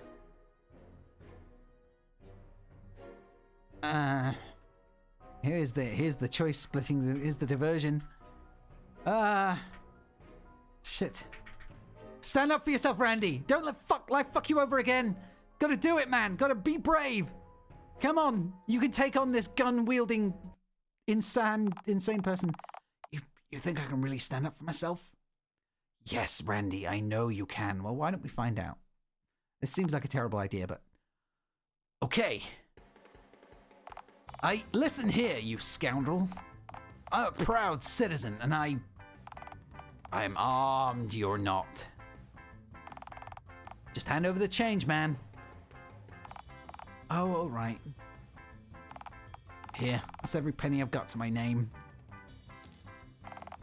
Cool beans, thanks. You know what the funny thing is? This thing isn't even loaded. Are you kidding me? Heh. I've gotten good at this to only tell you after that. I've gotten good enough at this to only tell you that after I'm there's a missing word in there, so I keep getting caught up on it. I've gotten good enough at this to only tell you that after I've gotten good enough at this to know only to tell you that after I've done robbing you. Yeah, there we go. Took me 5 tries, but I got it. Ha! I am so great. If the gun's not loaded, then, may I have some of my change back, please? Some? Why are you negotiating with him, Randy? Why? Ask for all of your money back. It's a no either way, bozo. Negotiate, Randy. It's the art of the deal. For the record, I said that this thing wasn't loaded. Not that I couldn't snap your neck like a breadstick if I felt like it. Bandages. Okay, that's completely fair. Have a nice day. You're pathetic, man. I know, I've told him that. He is pathetic. It's really sad, actually. Did I do good, hun? I just heard dried leaves crunching around in my arousal gland. Your sheer cowardice does not make me secrete the sexy time hormones. But I can be tough and brave and ooze with sex appeal and... Oh, who am I kidding? Ooze isn't a sexy word, neither am I. Correct. You aren't a sexy word, right?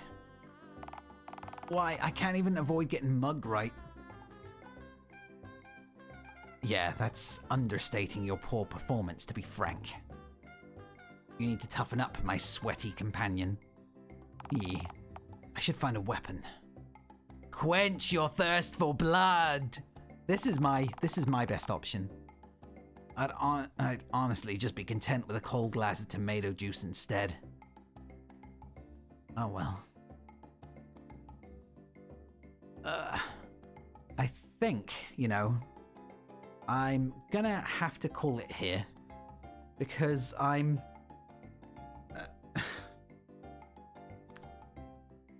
I feel like I've hit kind of rock bottom with poor Randy here.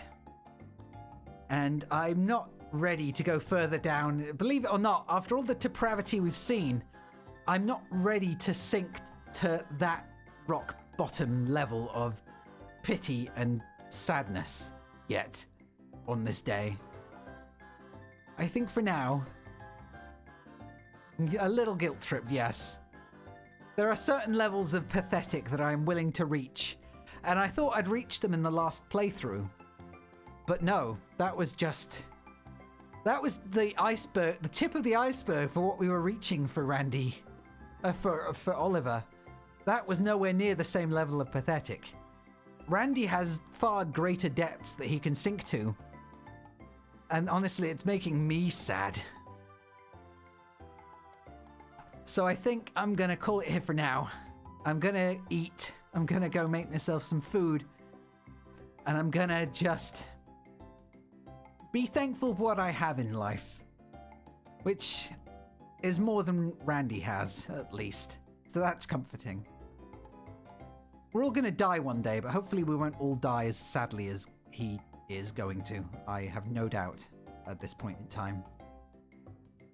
Anyway, there. Let's see who's streaming today that I'm willing to check out. Otherwise, someone's gonna have to suggest. Nobody that I would usually raid is streaming. So if anyone has any suggestions, please let me know. You have 60 seconds.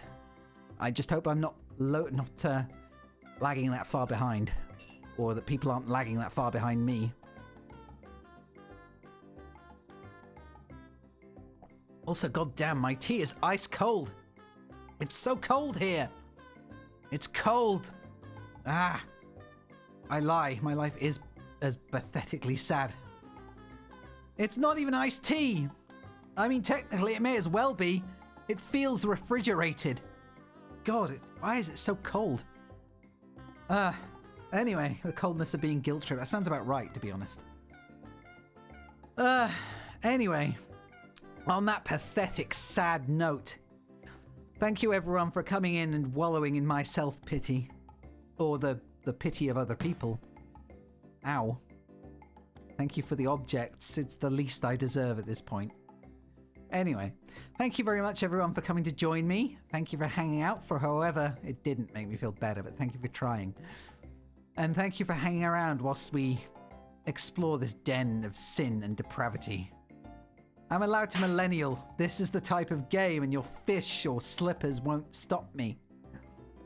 Anyway, thank you very much everyone for... Thank you everyone very much for joining me.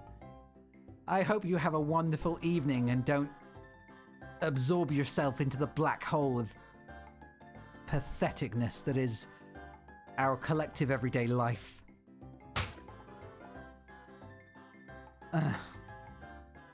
I hope you all have a wonderful evening, and thank you again. So goodbye for now, everyone. Goodbye. Goodbye.